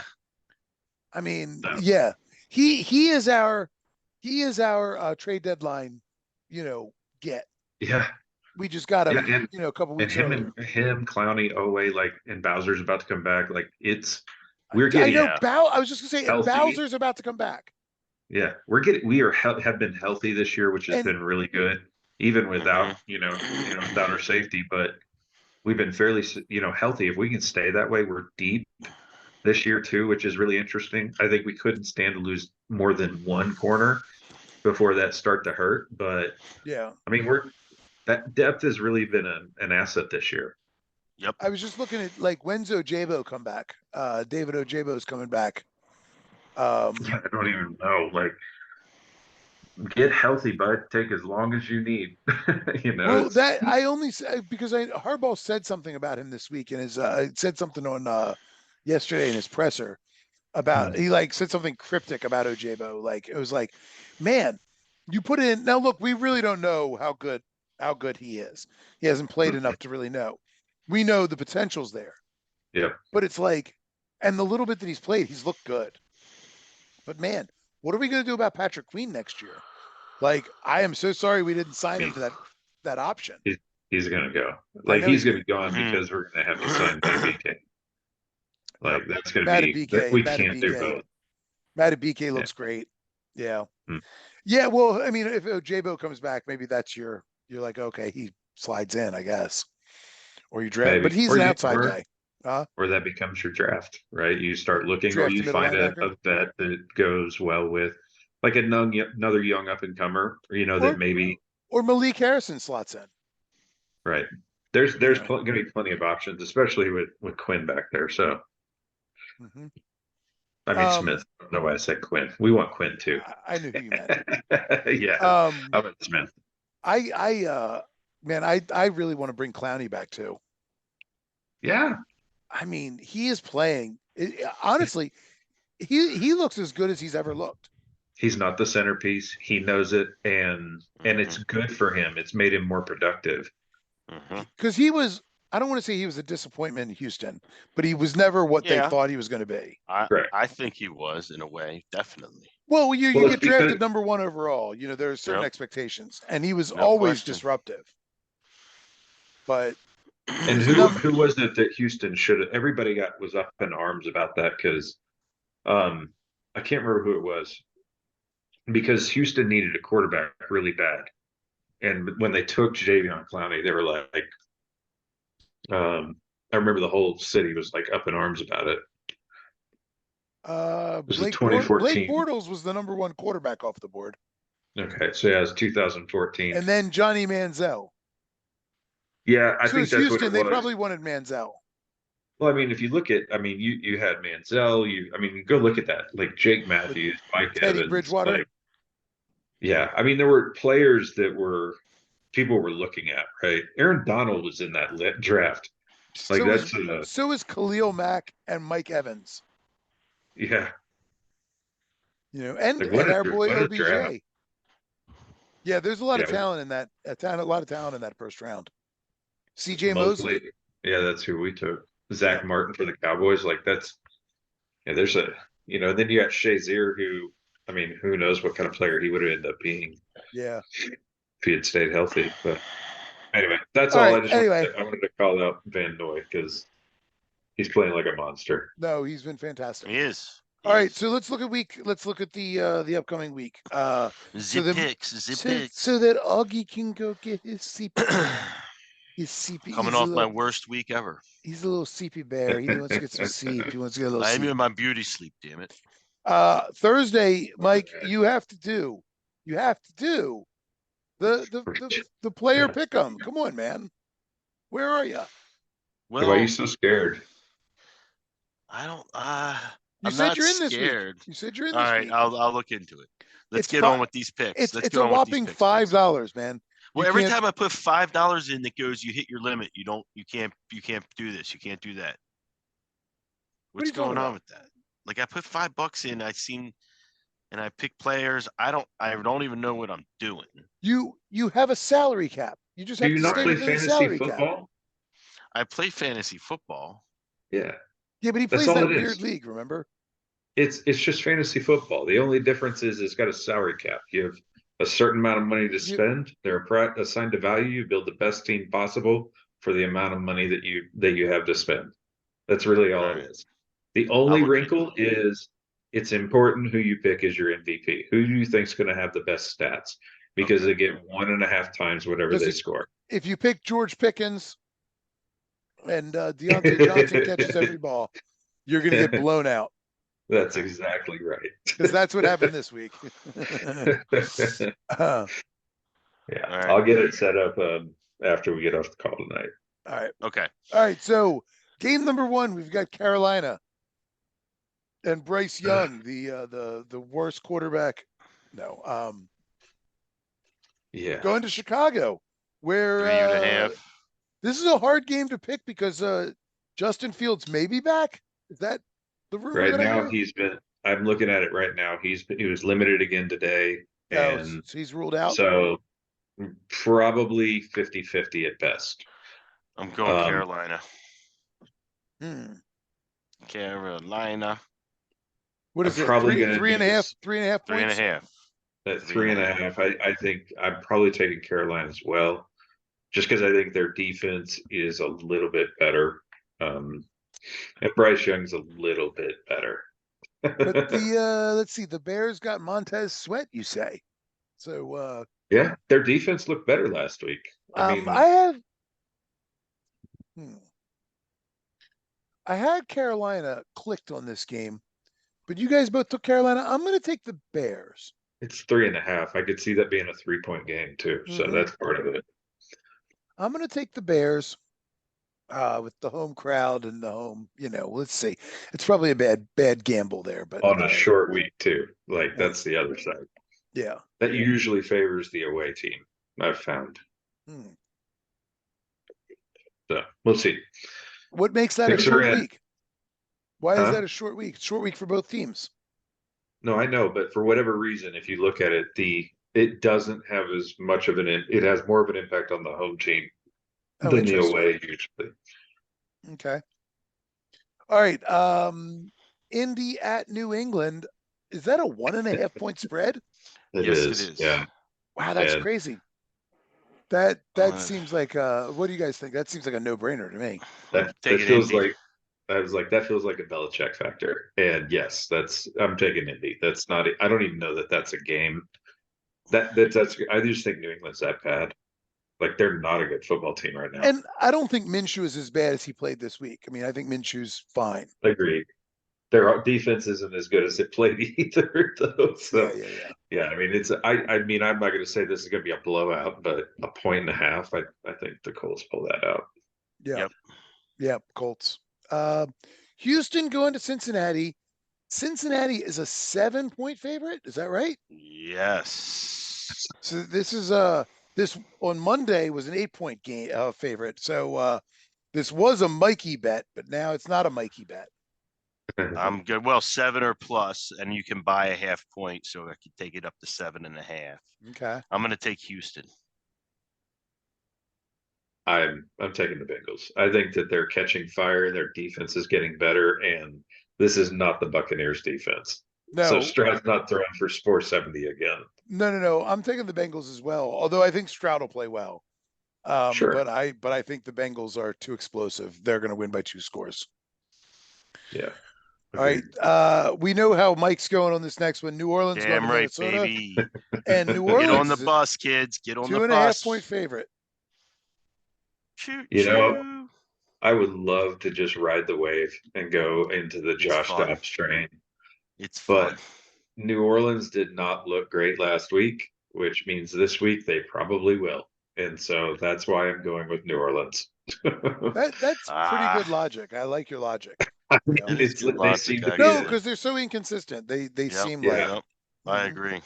Yeah, but I'm on the Josh Dobbs train because I think a little more familiarity with the playbook. I think Dobbs showed enough, not knowing anything, that he can run this offense pretty well. Sure. But from what I read, it looks like Addison's coming back healthy. Because Addison got like banged up in that game, but he seems fine. I think Dobbs, gets a whole week of practice in. I just don't think Minnesota's defense will stop New Orleans' offense. Well, I agree with you, but I think Minnesota puts up enough points it doesn't matter. Yeah, and I also want to come in and remind Mike that how wrong he was about the Vikings too. That's the other reason I'm choosing New Orleans. What do you mean? I don't know. I guess we'll see next week. I'm only off by 1 game at the end of the season, I think. Are you picking the Vikes? Yes, of course. Yeah, he has to. All right, Green Bay going to Pittsburgh. It's a mere 3-point game. That's a toughie because they both are terrible. I like Green Bay in this. I did one team is far more terrible, and that is Green Bay. For me, Pittsburgh's defense is good enough. Their weapons on offense are good enough, and I like Tomlin as a coach.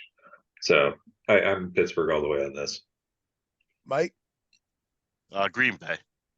Yeah, I'm going to take Pittsburgh as well. All right.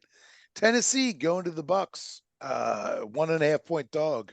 Well, it's amazing what Will Levis has done for Tennessee. They would have been 6-point dogs with Tannehill. Yeah. And I actually am going Titans. Are you? Okay. I agree with that. I think we've seen the Buccaneers come back down to earth significantly. Their defense got absolutely torched. And Will Levis is not Stroud. I'm not saying that, but they still kind of have Derrick Henry. So they're going to have no issues. I think Levante David tackles Derrick Henry all day long. It's more about taking pressure off of Levis. Yeah, and that's something agreed. They can do with having Henry present. So, yeah, for me, I'm taking the Titans. Although Baker played great. Yeah. Like, I don't want to take anything away from that offense. That offense played really well on Sunday. Mm-hmm. Yeah, and White's actually turned out to be a pretty good running back. Mm-hmm. They're balanced. They just need to learn how to stop people, and they'll actually be a decent team. Mike? Tennessee. All right, well, I'll be the outlier. I'll take Tampa Bay. I'll take the favorite. All right, this is a tough one for me. Three-point game. San Francisco's favored at Jacksonville. Both of them coming off a bye. Yeah. This is going to be an interesting game. Yeah, it's an interesting game for sure. I think Mike needs to go first on this one because I am. Yeah, go ahead, Mike. I'm going San Francisco. I mean, we don't know about Deebo Samuel yet, do we? Let me see if I can find out. Last I saw was the questionable tag. Yeah, that's same. He's limited on Monday, and they don't really have to decide anything. Today they had day off, so they didn't practice. I'm gonna go San Francisco purely because of them coming off a bye week, and I think they're gonna be they fixed some things that had gone wrong, and they've gotten a little healthy. So again, I'm the outlier. I'm going to take Jacksonville. I'm really nervous about that 5 wins in a row. That makes me nervous because that feels like they're due a loss. Is it 5? It's 5. Yeah, their last loss was to Houston in week 3. But I don't like those cross country trips, and they're both. If they weren't both coming off a bye, but they're both coming off a bye. So I think Jacksonville. Jacksonville's had 2 weeks to prepare for San Fran. Mm-hmm. As San Fran has had 2 weeks to prepare for Jacksonville. I think it comes down to traveling across country, and San Francisco's got some problems they got to figure out. So 3 points. The biggest problem has been on defense, right, with Jimmy Ward, right, and against a premier receiver.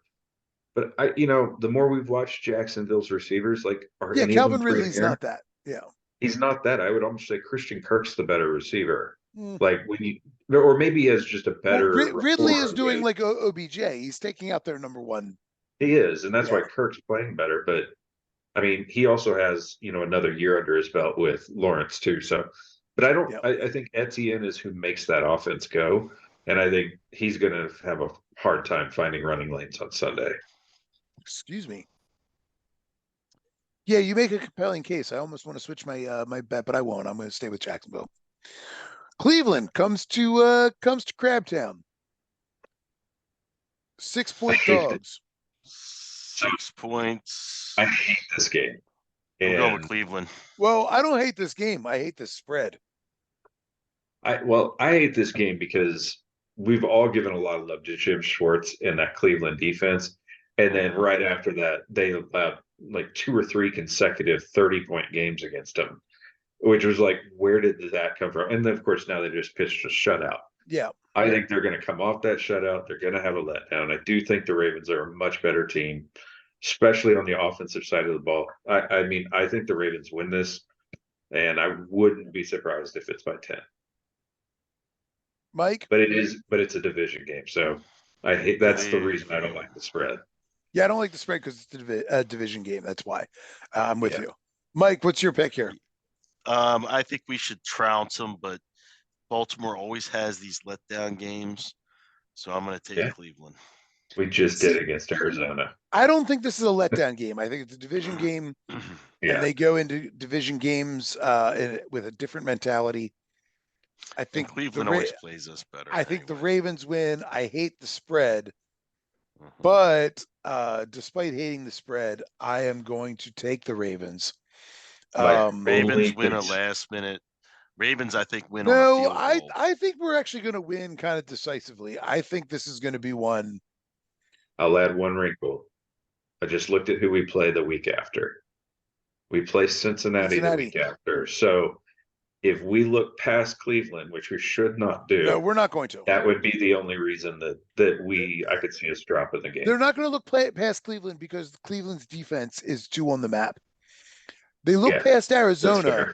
They looked past Arizona because Arizona doesn't have anything jumping out at you. No, you're right. Cleveland's defense is a defense that needs to be game planned for, and I think they will. And Clowney's going to have a revenge game too. There you go, Clowney. Oh yeah. He's going to be ready to tee off on Watson. Yeah, I think Baltimore. I mean, the only thing that makes me nervous is every time whenever Baltimore is in the conversation as one of the best teams in the league, they come out and shit the bed every time. Yeah, I know, all the time. Yep. Every time they're like, man, the Ravens are the best team in the NFL. As soon as like the national press is like the Ravens are the best, we always come out and shit the bed. They like being underdogs. They don't like that, and so that does make me a little front nervous. Runners at all. But yeah. I think they are looking ahead to Cincinnati, but they're looking ahead in the sense that this is a must-win game so they can keep their lead. Right. In case they do drop that one. Yeah, no, I think that's fair. I think so too. So yeah, I think they win this one. I don't like the 6 points. They're probably going to win by 3, but that's all right. I'm going to stick with Baltimore. So let's see. Atlanta favored over Arizona by 1.5, which should tell you what everybody thinks about Atlanta. That's the Kyler Murray bump. It absolutely is the Kyler Murray bump. And I am not a believer in Heineke. I'm probably 50-50 on this game. So I'm going to go with Arizona purely because they're the home team. And Kyler Murray's home game, like first game of the season against Falcons, I could see them. They're just really rallying around and trying to go, see, we're not as bad as you think we are. I'm going to jump in and say I'm taking Atlanta for a lot of the same reasons that you just mentioned. I think Heineke's fine, but I think instead of rallying around Kyler Murray, I think instead they're going to be given this speech before the game. Guys, once you go out there and play it safe, nobody get hurt. We want everybody to be healthy for next season. Kyler, you do whatever you can do, but just stay healthy. No risks. No, it's fine if we lose. In fact, let's just go ahead and let's just go ahead and throw the towel in.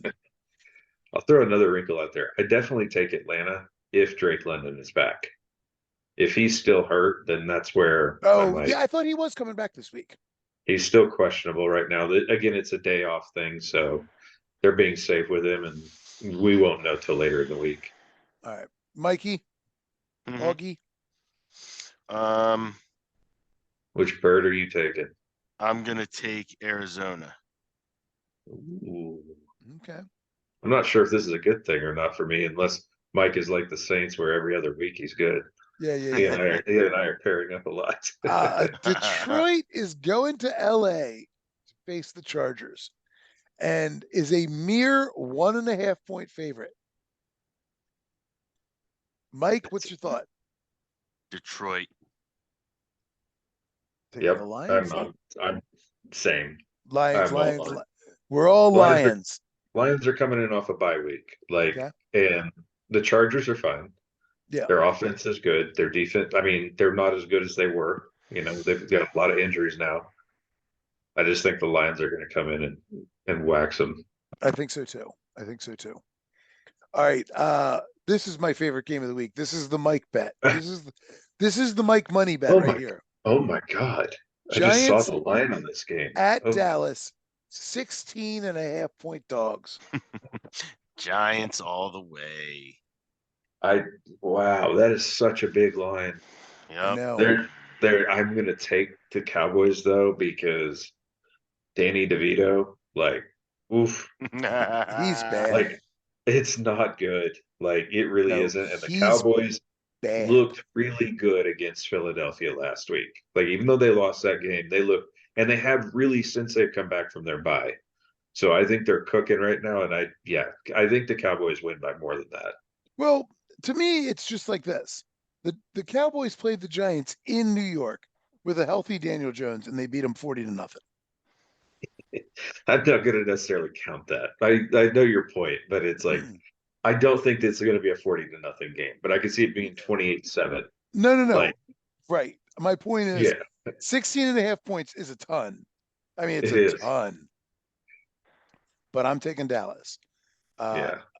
if it was basically any other matchup, I would probably take the underdog there. But for sure. But the Giants, I think the Giants the Giants know their season's over, and now it's about draft pick.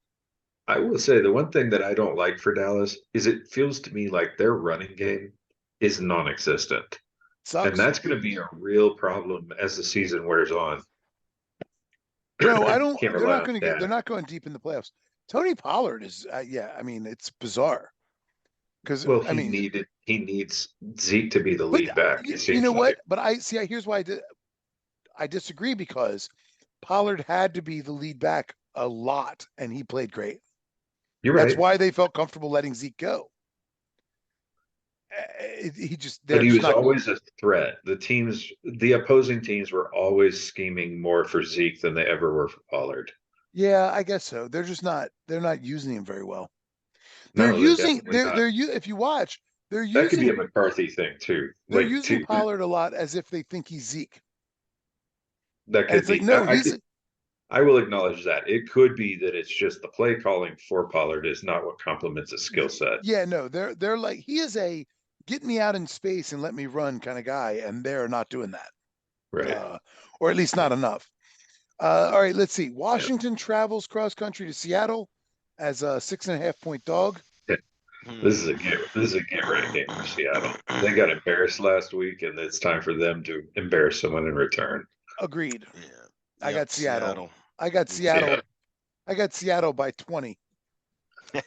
Seattle is going to wax Washington. I will take because Washington. I'm not going to bet 20 points. I mean, I'm just saying, like, but no, I think Seattle is going to. I think there's a lot of pressure on Geno right now, and yeah, I think Seattle is going to come out and they're going to embarrass. They're going to embarrass Washington, and they're back home. They want to get right. But I do think that Washington is going to put up some points. So yeah, 20 is probably not right, but it's going to be. Right. It's not going to be close. It might get close at the end, but it's not going to be close. Yep. All right, the Jets go to Vegas, and it is a push game as far as I can tell. You know what? I'm just kind of happy that I have an excuse not to watch Sunday Night Football this week. No question. No question. I mean, I got to go with Vegas after watching that offense. Yeah, is it the Jeff Saturday effect, or is it going to be different? I agree with you, Mike. I'm going to take Vegas as well. I think the Jets defense is insane still. We're not. It's being wasted, right, because of how poor that offense is. But there's enough talent on the Vegas side of the ball. I think they're going to be able to put up some points. I'm going to take the Jets to win by 3 because I think, even though Max Crosby probably has 3.5 sacks, I think that defense is pissed off, and I think they're gonna stop the Raiders. I don't think that the Raiders have the offensive tools. Is Aiden O'Connell starting again? I think he is, right? I think they've made the switch to him. Yeah. Yeah. I think it's going to be a miserable game to watch. And it's going to be a 17-13 affair or something like that. But, I'm going to take the Jets. Plus, Zach Wilson seems to kind of look good, like he might be making progress. And then he has just shits the bed like he did this week. So I think he'll probably look good this week. So this one is a game that shouldn't be an interesting game, but it is to me. Denver at Buffalo, 7.5-point dogs. It's not interesting to me. But Denver's coming off a bye. And they still have Russell Wilson quarterback. So Russell Wilson, whose numbers look the same as Patrick Mahomes. Yes, that is true. Yeah, Mahomes does not look good this year. Not by normal standards, that's for sure. Mm-mm. So it's a 7.5-point spread. So I know Augie there. You're taking the Broncos, right? Yes, I am. Yeah. I'm taking Buffalo. I think this is another one of those. If you look, Buffalo has not lost back-to-back games all season. They're a better team than that, and I do think that they're going to right a few things. I am taking Denver, not because I think Denver will win, but because I think that the spread keeps Denver in this game. You know what? What is the weather going to be like in Buffalo? It is that time of year too. Chilly. It's getting there. But Denver, I mean, they're fine. They're terrible. No, I mean, the weather's not going to affect Denver. No, but it's a different kind of cold. Very different kind of cold. But it's fine. It'll be, probably 40 degrees which is perfect weather for football. You're gonna be hot more than anything that the weather. I still take Buffalo. I like Denver with that 7.5 points. All right. That is it for Augie, that's for sure. Gary, you want to stick around for a minute? Yeah, I'll hang out for a minute. All Not right, too long. Gentlemen, thanks enjoy for watching. your evening. Yep. It's snooze Thanks, time. dude. See ya. See ya, brother.